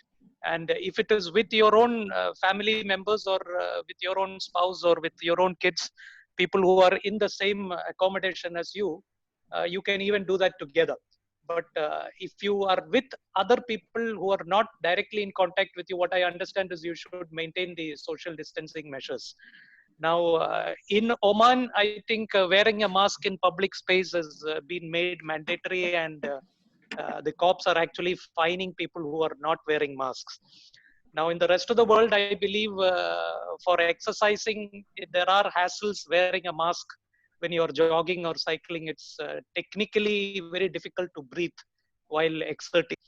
So here, I think people have to find that balance between wearing the mask, not being fined that 20 reals, and breathing normally while exercising. I don't know, what is your comments on or recommendations on all this? Yeah, regarding exercise, there is generally a statement like, what we always used to, when we are dealing about the lifestyle diseases, always what I advise the patients is to go for a graded exercise pattern. Say, for example, there are many people who start suddenly and then go for very vigorous exercise from the starting and don't get it continued for a longer time because they get exhausted of this, or they get, problems out of that, like pains and other things. So during this lockdown, now the lockdown is being lifted. You are free to move around and do your routine exercises and other things, but always take care, being in public, it's always better to use a mask for legal reasons as well as for your own health conditions. Secondly, anybody who is starting to do an exercise, start doing it in a mild to this thing, like increase on your exercise activity. Then slowly, once your body has got adjusted to it, then you increase the exercise protocols as per your body will tolerate. This is the best way. Say, for example, somebody who has not been doing any kind of exercise for last couple of years or maybe months, you can plan to start with an exercise like a brisk walk in the morning for half an hour. Then once you're adjusted with that exercise protocol, you feel that you can have a normal breath intake and your body is not getting exhausted after half an hour of mild this brisk walking. Then you may increase the distance or the time. So go slowly, grade your exercise, and go once your body is getting adjusted, only then progress with the exercise activity. Any kind of exercise is okay, swimming, walking, jogging, or anything, but don't start all of a sudden into which your body is not adjusted. Dr. Mithun, I have. Can I talk? Yes, Abdulaziz, please go ahead. First of all, thank you everybody. It was really wonderful. And this is regarding the exercise. I think I am one of the best person to advise you, because you might have seen my bloody belly, but now it's around 70% is gone.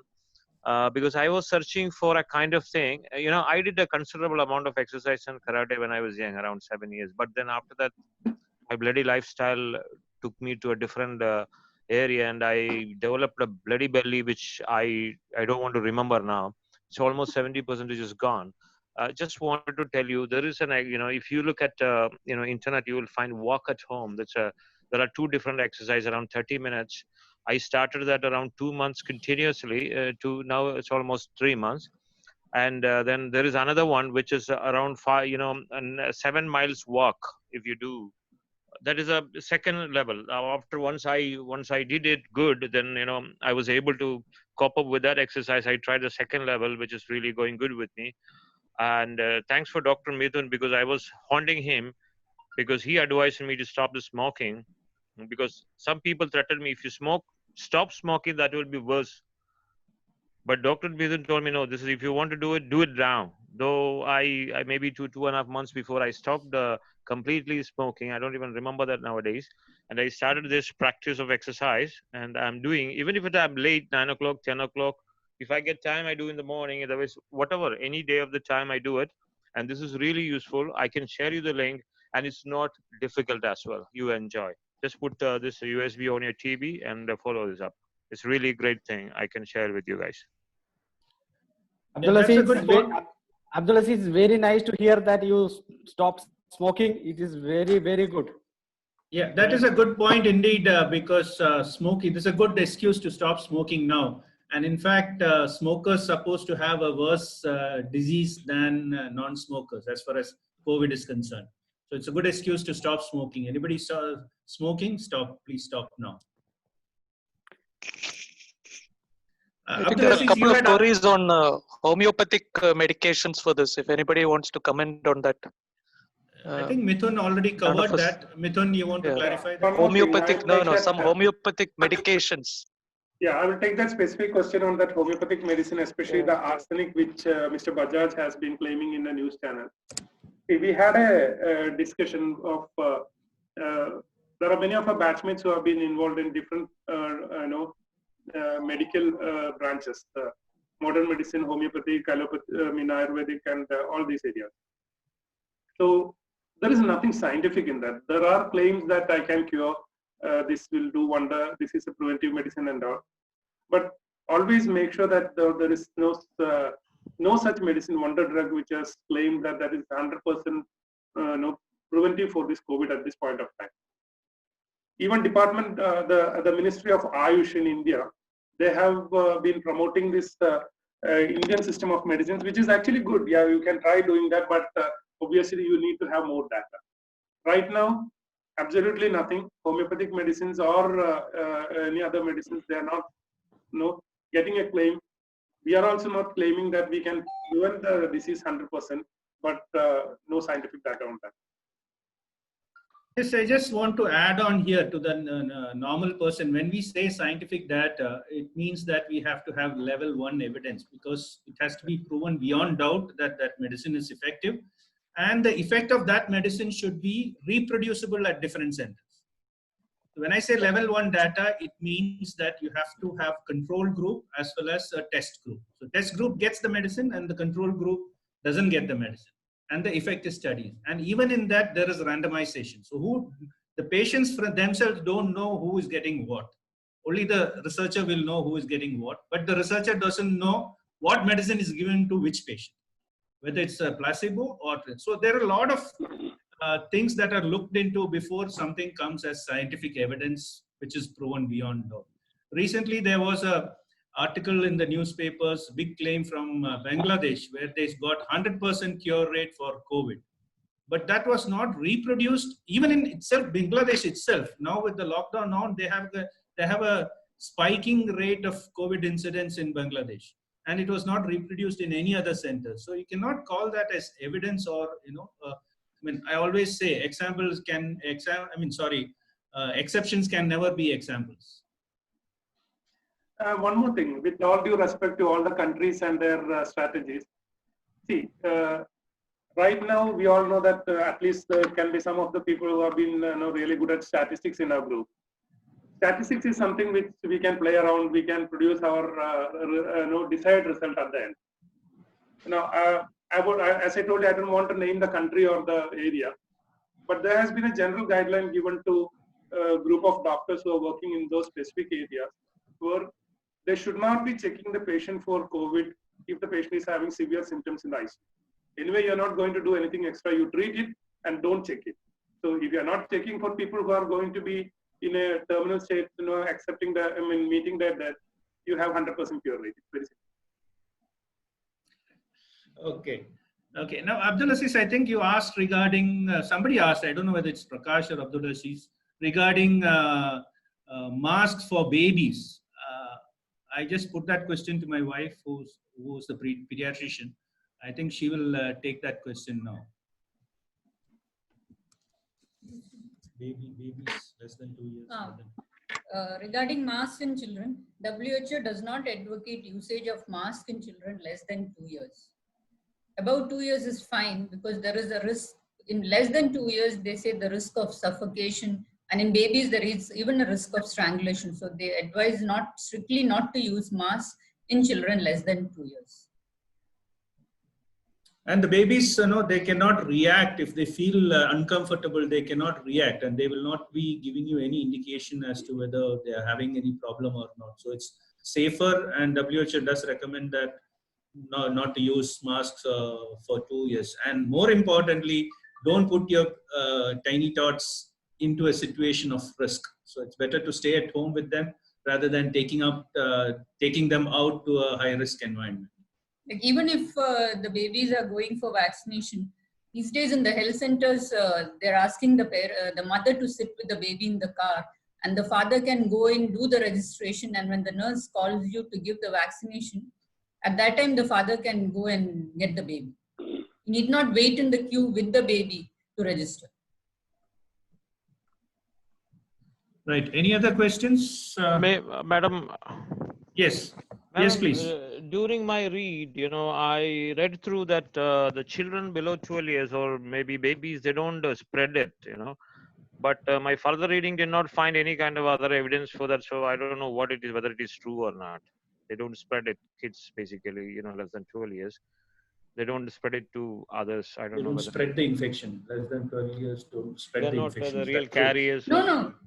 Children can spread the infection. They are just asymptomatic. It's not that they can't. So there is a risk of acquiring infection from a child. Yeah, that's what I heard. You know, that's what I read through. You know, they are asymptomatic, but also the possibilities are very less from getting, you know, infected from. I don't know whether it's true or not. No, that is not true. That's what she was trying to explain, Abdul Aziz. So that's not true. You can get, but the fact is the children are less likely to be symptomatic. They can be asymptomatic carriers without symptoms, you know. But they do spread the infection like any other person, adult. Thank you, ma'am.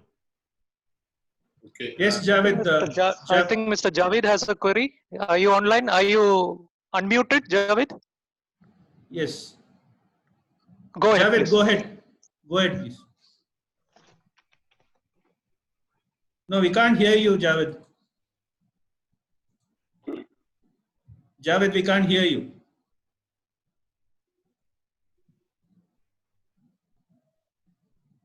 Shabid, your sound is muted.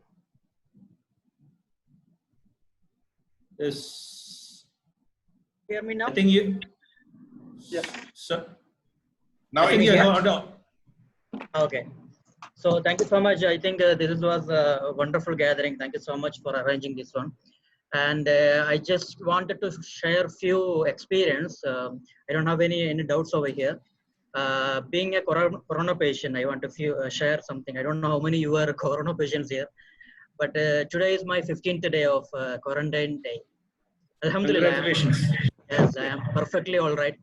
I just want to say something. Yes, on 20th of the last month was I had a mild fever.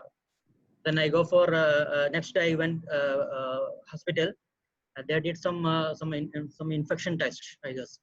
So doctor said it's you are perfect or no issues. Just take some medicines and take rest. And okay, then I go for rest. And but the fever was not gone for next 1 week. Then again I went for test again. I mean the infection test. Again doctor checked all the blood checkup, everything. He said perfect or no need to for a corona test. No need at all. But I took my initiative and I went for a test, corona test on 11th day.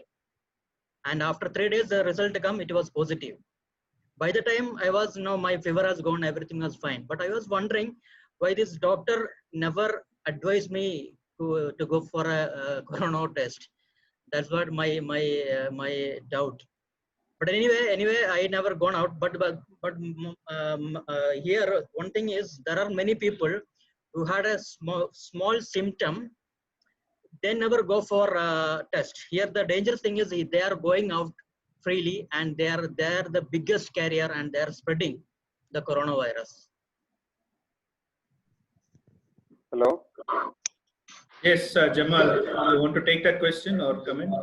Yeah. No, I just want make a comment. As I discussed, epidemiology always matters. Suppose if we develop a fever where the COVID cases are very minimal, or COVID is not a pandemic like this, then suppose somebody develops a fever, we will not consider COVID as a possibility, at least in the first time. But now the scenario has changed. In Oman or any part in the world, if somebody develops a fever, COVID, we have to consider. And by doing the basic test, I don't know how doctors are going to determine by doing a CBCSR or some other basic test whether the patient is having COVID or not.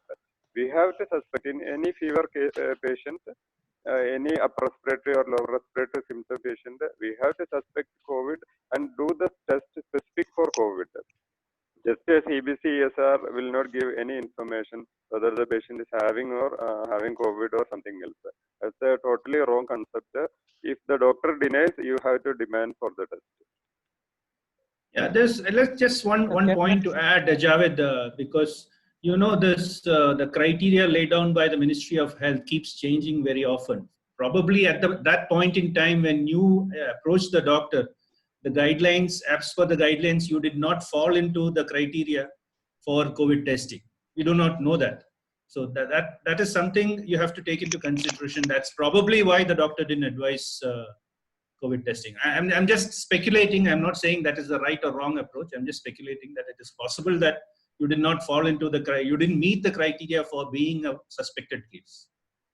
That's all I can say. Yeah, but, Anyway, can I just make a comment on that regarding yes, this please. testing? Yeah. See, I've been having discussions with a lot of my friends who are working in different parts of the world. So there is there is a situation where you have lots of patients coming in with very mild symptoms. So in a healthcare now, this is a pandemic where the healthcare system is being stressed to its limits. And some of the systems have actually crashed because the resources or the money was not enough. So I believe even in the UK, there was a point, or I don't know if it's still going on, very early, maybe in March or so, a couple of my own classmates had symptoms. They were they were not tested. They were just diagnosed as COVID clinically because they were directly in contact with patients who were positive. So it made no sense for them to test this guy, wait another 2 days or so for the report, and waste those resources. So a lot of in a lot of countries, I believe mild patients who come in with mild symptoms are not tested officially, but they are treated, or they have to be put in quarantine or isolation, and this isolation is a must. And the moment in UK, I believe they were told that the moment you feel uncomfortable or you feel home care is not enough, just ring us up and the ambulance will come and pick you up. So I have a couple of friends here also in Oman who are being isolated on a diagnosis of COVID for symptoms highly suggestive of COVID, but they have not been tested. But they're all doing fine. So they have a little bit of panic that they've not been tested. But that is maybe a balance between what, like Dr. Renjit said, the guidelines at the moment, and also your available resources, and basically practicality. So this the right and wrong is somewhere in between all this. I was wondering. See, when my test is getting positive, first I thought this is the coronavirus, but I came to know about this coronavirus as a big pandemic, because that is what media taught us. Media was highlighted the things more pandemic, but when I personally experienced it, is nothing. There is only mild fever. There is no other issues I had. But I will tell you, when 100 cases reported, 98% recovering in 14 days. Only 2% is getting critical because maybe they have a chronic disease, something like that. So, but the media is highlighting this 2%. Am I right or wrong? Exactly. You're right. That's why we had this session also, not to be panicked about, and Dr. Mithun touched upon it. Exactly. The media hype is a little too much on this pandemic. Now, this point is exactly clinically speaking, it's just a flu. Yeah. But yes, like you said, there are lots of patients who cannot handle that flu. A lot of human bodies will crash because of that flu. That has been happening even before COVID. Influenza and the common flu has been killing a lot of elderly people even before December. But now the problem is this is a little infectious. It's a pandemic. It is coming all together, and it is all coming together and overwhelming the medical services. Now, if you look at really the death rate, there are many other diseases which causes more death than COVID. Forget diseases, even road traffic accidents. There are much more deaths in road traffic accidents per year than COVID. The problem with COVID, as Mithun highlighted in his talk, is that it is easily spreading, and the cluster of cases coming together is more compared to a common flu. And therefore, the medical services can get overwhelmed tremendously in such a situation. So we don't want the entire population to get infected at the same time. Rather, it has to be over the period of time, and so that we can cope up. The medical services can cope up with this disease till we find a cure. Once we find a cure or a preventive measure, then there is no problem at all. You can do whatever you want. Now this is what mortality in COVID. Hello. Yes, Mithun. Or Jamal. Okay. Jamal, yes. Jamal, please. Yeah. Okay. The mortality in COVID is said to be around 5%, but COVID is there all over the world. So if you consider the 5% of the entire world population, it's a very big number. So we cannot underestimate the COVID. A little bit of fear and a little bit of precaution is, I think, it is better on the safer side. We cannot underestimate it. Okay. Absolutely. I heard that when we get fear, the immunity will get lower. Is it true? Yeah, that is true. That is true. When you're stressed out, your immunity goes down. Yeah, the mass psychology which I was touched on my presentation, that exactly was for that point. People were getting panicked, and at the same time, we have to have an optimization where we are careful about these things. The reason, I'll just put it in a very simple way. Say, for example, we have 1,000 people, and out of that, 800 is going to get COVID. What will happen if this 800 comes within 2 months, and we have only 100 beds to take care of these patients? This is the area where this pandemic was declared to be alerting all the population. And the whole idea of lockdown is to spread this out. We know this 800 is going to come with COVID and these things. So if we get this 800 and we have only 100 beds, if we spread it out in 10 months, slowing the spread of the virus, we get enough facility to treat those patients. That is the whole idea. Congratulations, Javed, son, because there are two things happened, I believe. One is you are out of the danger. Now, as doctor said, it is not going to. We lost you, Abdul Aziz. I have one more doubt I have. As I said, on 11th day I made a test, and 13th day result is come, and today is 15th day. So when I should test again? Now I feel I don't have any medication now. When I should test again? I want to get the result negative.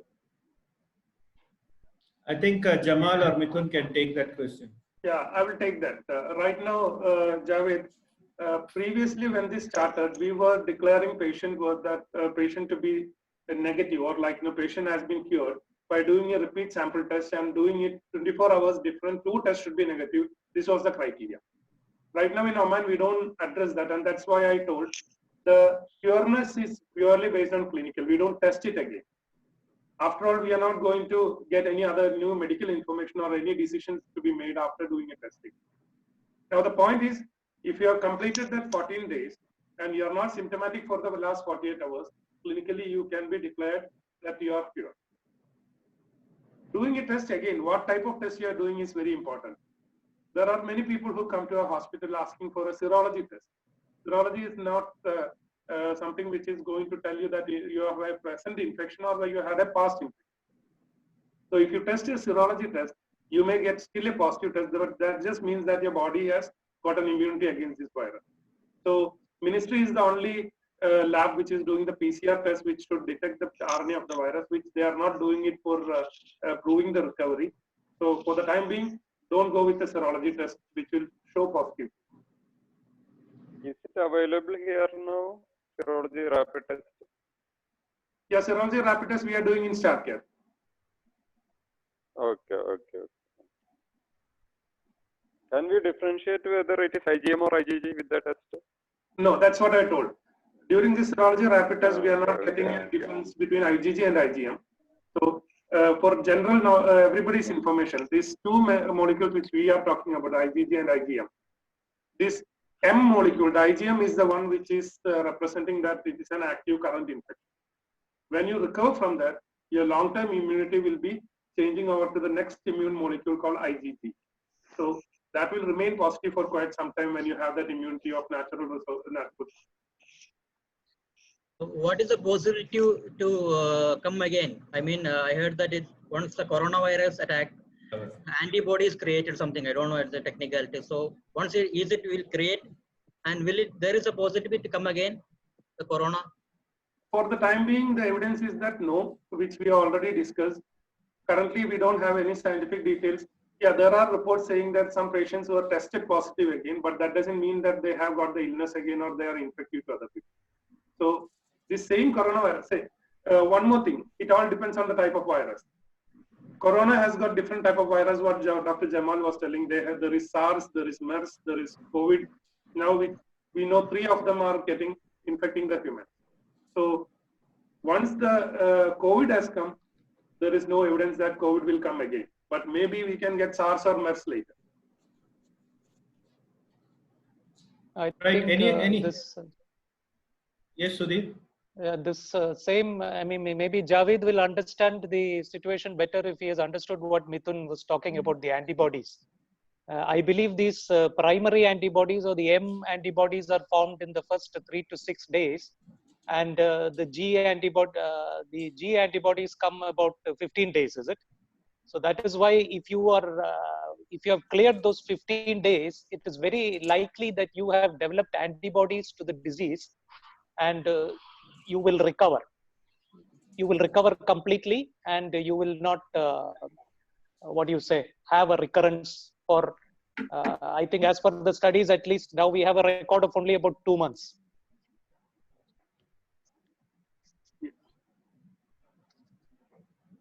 Sudhir, I think we lost you.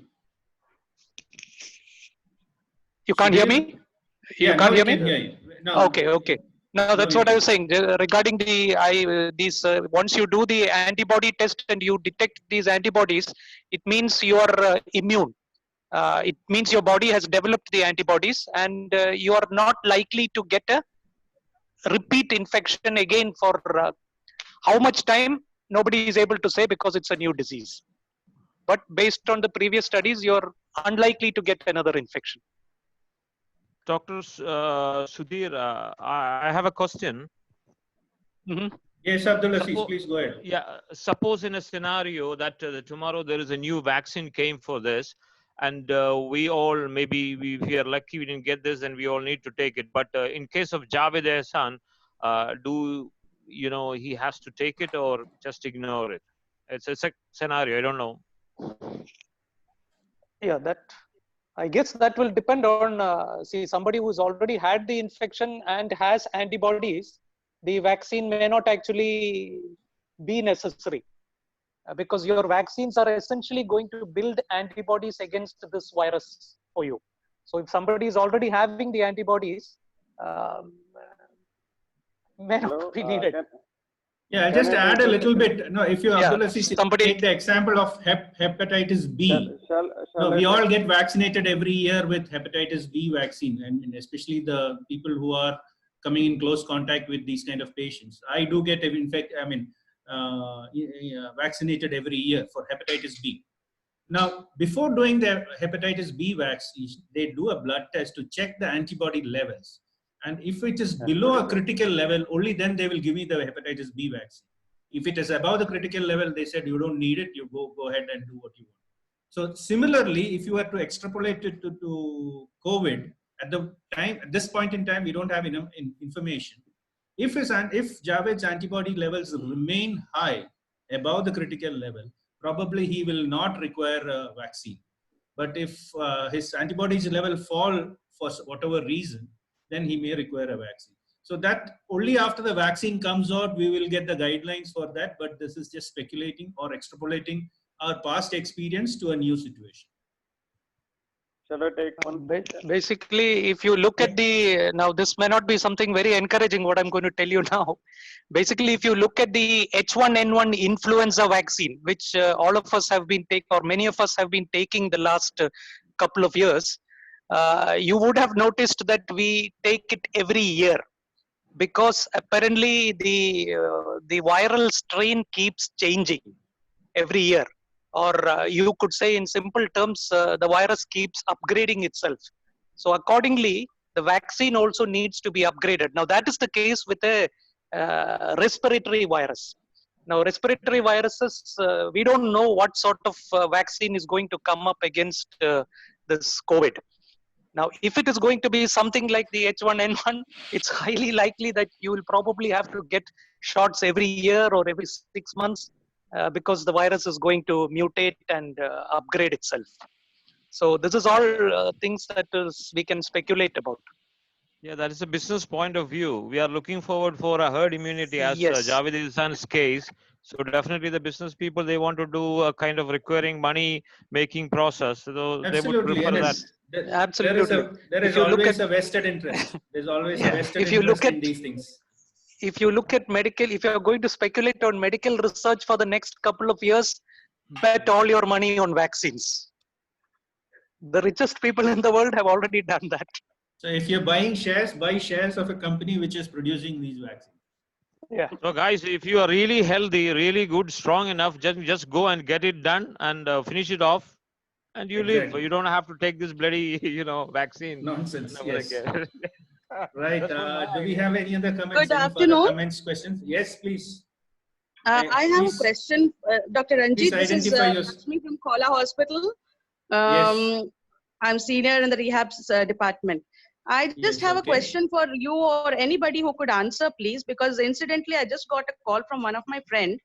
His son came back from India on a repatriation flight, and he was put on this electronic band to monitor him during his quarantine. So, unfortunately, this electronic band gives faulty alarms saying that he's out of his zone and all. It's only since 2 days, and yesterday it was giving faulty messages that he's out of his zone, and today it stopped working. So they called many times the national helpline and MOH, but they are telling it's okay, we have many complaints and we will rectify it. But meanwhile, they are worried, because they say that the child is continuously inside his room and he's not moving out. But he gets this message and now it's totally closed. It's not working, the band. So they were worried. So any clue about this as to, where they should go to complain, because they should not penalize or fine them later after 14 days, so they want some correction in that band or some information where they can get the information from. Anybody has any comments on that? Any clue, any guidelines? Well, ma'am, I can't say where you can go and get that corrected, but from the technical point of view, you can never use global positioning inside your house. For example, people who have satellite phones all know that satellite phones don't work inside the house. You need to be directly connected to the satellite. So these will only work in the open field. So false alarms from these kind of devices is something normal. In fact, I keep wondering why they use this. This is a typical thing. You got a risk, which is the spread of COVID, and then you got risk mitigation, which has to be done.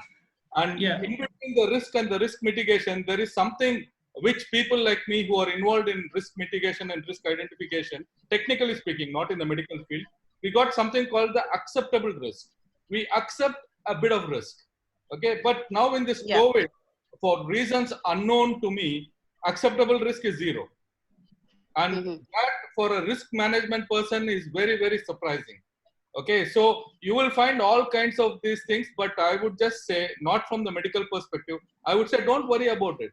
Because even when it comes to mask, if you take the press release which happened in Oman a couple of weeks back, the Minister of Health clearly said there is no need for mask if you follow social distancing. Whereas the public prosecutor came in and he's given a statement saying that there's going to be a 20 real fine and a 48-hour imprisonment if you come outside not wearing a mask. Okay, so this is the gap, this is the gap in the perception of acceptable risk. Yeah, I mean, the technical... So now that he has been... sorry. No, technically, that's a technical things about what Nagaraj was talking about. From the point of view of future punitive action, what I would suggest is you write an email to them right away saying that this is not, instead of phone calls, write it a black and white document. At least write an email to them, to the Ministry of Health, the COVID call center, saying that this is happening and please do rectify it. Now, at least you can claim that you had notified the concerned authorities and therefore they cannot take any legal action against you. So that technical things apart. Okay. Any specific email ID you would suggest? The MOH general email ID? No, there is a special call email ID for COVID cell. I think you go on to the Ministry of Health site, you will get that email ID. Yeah, sure. Okay. Yeah. Okay. Thank you. Thank you so much for the feedback. You're most welcome. You're most welcome. Any other questions? If not, Libin, can we close the session? Just your closing remarks. Yes, please. Libin. I don't know whether Dr. Sudhir has already answered that, because in between I have been losing the chat connections. Regarding the kidney problems, there had been a couple of questions which I noted. Sounded like more concerning about the kidney problems related to COVID and other things. So, Dr. Sudhir, shall we have a short one or two statements about it? Yeah, sure, please. Go ahead. Go ahead, please. I saw it from 2 or 3 people regarding the kidney problems and how we are getting recovered from these kidney problems after the COVID. See, one thing very well, it's known that, all these virus infections, whether it's COVID or H1N1 or, dengue fever or anything which have been happening to a long past histories. Whenever it goes to a critical phase, we get a point in the body when there is a complication which we call the multiple organ dysfunction. So when this virus goes into a complication, there are situations where heart fails, the liver is getting affected, the kidneys are getting affected, and all these things. But that doesn't mean that infection-causing agent is directly the reason for those kind of kidney or other organ dysfunction. So what we call the acute kidney injury in medical terms, like kidney problems, if it is something which is currently happening new because of a COVID which is getting complicated, yes, the recovery also happens very well. But yeah, there are some other few people who might get complications of a kidney worsening issue because of previously existing kidney problems. Yes, they can have more risk of getting kidney affection because of a COVID. Other than worrying about whether COVID will have a long-lasting effect on kidney issues, I don't think so that there is anything to worry. Dr. Sudhir, please, your opinion also. Yeah. I think that's what I tried to convey in my reply. I hope I've got across the same message. Basically, what all of us need to understand probably is that this coronavirus or SARS-CoV-2 is something that attacks the lungs, the heart, the blood vessels, and then finally the kidney. These are supposedly the 3 or 4 most commonly affected organs.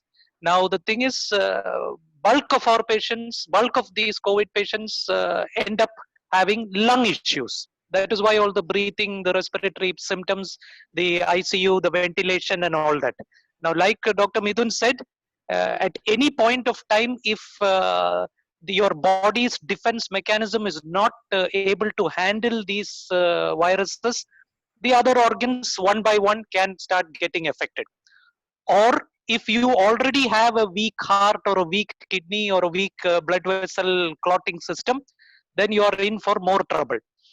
Now that in those kind of patients, especially those whose immunity is not able to defend against the first attack, or those whose immunity for particular organs or for the whole body is already weak, you can end up getting multiple organs damaged. Now, when multiple organs gets damaged, your recovery chances are also actually going down. That's the essential principle for all infections. And it's the same here. Per se, the coronavirus does not directly damage the kidney in any way. So if there is a person who has perfectly healthy lungs and heart and kidney, it is you have to be extremely unlucky if your kidneys got attacked. That's not heard of, I think. This is for less than 5% of the entire COVID infections that what we Dr. Sudhir is talking about. So don't get worried about it. You don't need to worry about it. Now, yeah. basically, like Javed has done very well. He was trying to say, 98 of the 100 will get away like a flu. So all of us should not panic. But we should be aware that we don't know which of us is going to be that too. You have any of us or all of us could be in that too. But then it is more likely that we will be in the 98. But let me ask you, So why just be aware, but don't panic. why in USA death rates are very high? This 2% is not it is not matching with the USA death rates. Why it's so? Yeah, that I think I told you in that chat. I don't know. I had replied because that was actually a combination of multiple factors are involved there. Now, like I said, it was huge numbers came in a densely populated situation. There was a community spread, very early community spread in a densely populated area. For example, New York. It was a densely populated area. The health system was not geared to handle so many patients at the same time. And it was very early stage in the disease where even the scientists or the physicians were not fully equipped to say that let us give this treatment and this guy to this guy. So it's a number of factors coming together, number of adverse factors coming together, and essentially the system crashes. Now, there are countries which went into around the same time. For example, if you take countries like Kuwait and all, they went into lockdown at a very early stage. They had huge numbers, but there the death rates are low because they went into lockdown. There was a lot of social measures, even in spite of the dense population and or the density of population. So there's it's multiple factors. Dr. Not Sudhir, only medical, it is probably social also or community based also. yeah, but Dr. Sudhir, isn't it a fact that US has always been, recorded many deaths due to flu, even before COVID? Because the flu vaccine sell the maximum in US. That's a fact. I'm not aware of that. But I thought basically the infectious diseases are more prevalent in the third world countries or in the tropics and less in the first world. I don't know. I'm not sure of those vaccine statistics. When we were discussing the same thing with doctors in US and all, there are multiple factors. Obviously, we don't know like what is exactly going to come up after 2 years after our experience get widened with COVID related patients. But for the time being, one thing for sure is that US their testing rate is very high. Like for each and every patient, they do a recording. My friend is working in a COVID specific center where each and every patient who is being referred to them is being taken for a swab.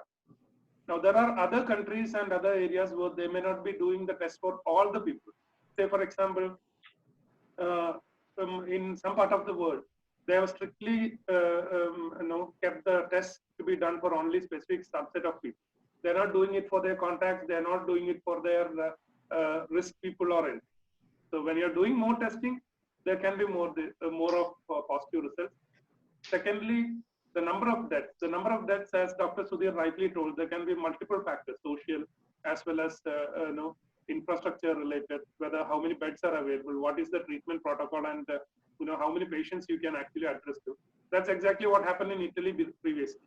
When they had that cluster of cases, their infrastructure of health was overwhelmed by such a number where they could not handle, and people were dying on the corridor in the hospital.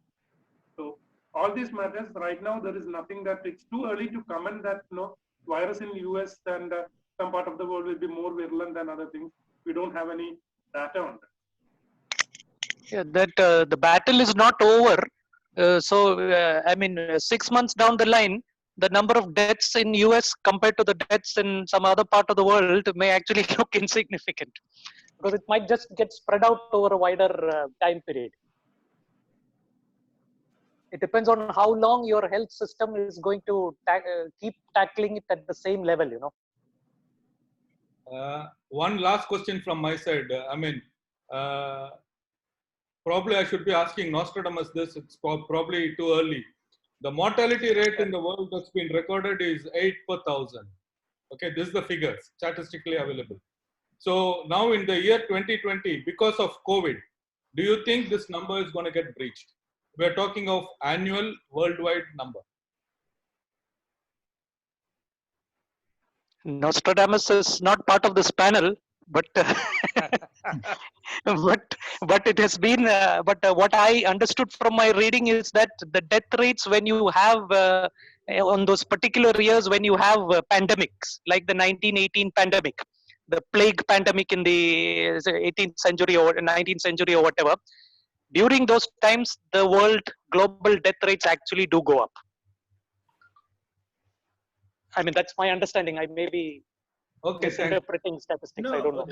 See, as the information of regarding COVID becomes more and more available, as we get more scientific evidence regarding the treatment, etc., etc., I'm sure the death rates will come down rather than going up. But if we don't have any treatment in the near future or till that time, it could go up. We cannot predict that. But once we have the treatment for that, the rates could come down. That's what I would think. Yeah. I don't have. Now, why I ask this question is because from whatever I have read, my reading is limited. The deaths which are happening in COVID is happening to people who already have a problem. Exactly. You're right. That's why I asked the question. That's all. Yeah, you're right. But then if we have a treatment to counter COVID, if we have something to counter COVID effectively, right now, the treatment is very non-specific or what we call supportive treatment. We don't have a specific treatment for COVID at this point in time. But if we get a treatment, that is a big if we do get a treatment for that, yes, the death rates will definitely come down, even in vulnerable population. Thank you. Dr. Renjit, Yes. I have a question. Yes, please, Baiju. Where are you? There is some study reports from Italy from some scientists saying like at present this virus losing its potency. So it may be weaker for after some time. Is there any relevant study on that one apart from the Italy? I'm not. I also heard about this Italian study. The Italian doctors themselves have countered that study, have come against that study. So that's what I said. When you talk about scientific evidence, it has to be reproducible by other centers as well.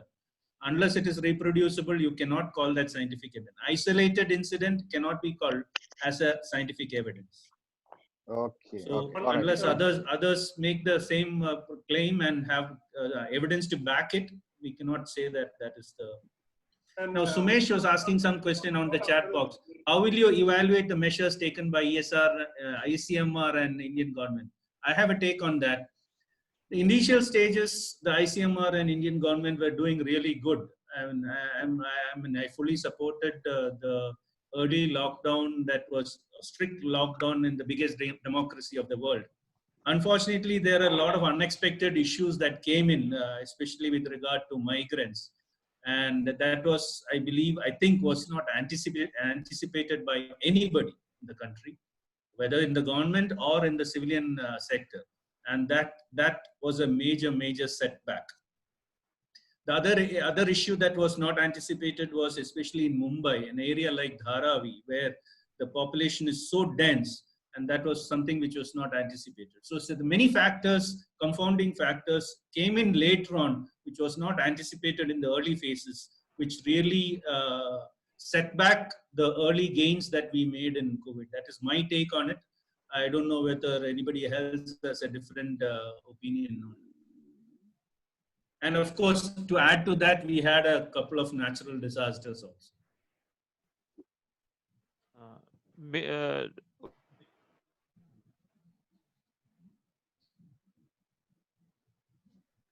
Any other questions? If not, Libin, we can close with your closing remarks.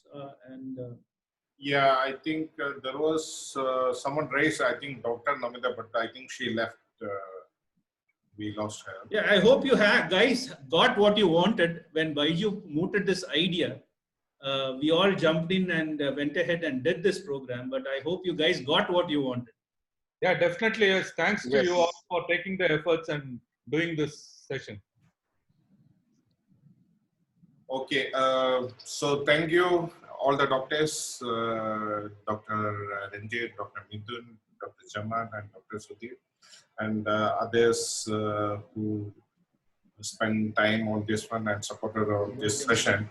So we'll close the session. I will share the chat room also with the doctors. So if something is not answered, we'll try to put it in the health club group actually. So, we can answer there. Okay. So we'll close the session. Before going, I want to take one more group shot. So if you can enable the video, it would be nice. Okay, Thank you all the doctors on the panel for taking the time and the efforts for compiling all this information and sharing it with us. Really appreciate this. Thank you, guys. Thank you. So just hold on. 1, 2, and 3. Ready? Okay, thank you. See you then. See you next Right. week. Have a good day, guys. Yeah. Thank you. Thank you so much, See you all, doctor. guys. All the best. Stay healthy, everybody. Thank you. Inshallah. Take care. Thank you. Thank you. Thank you, everyone.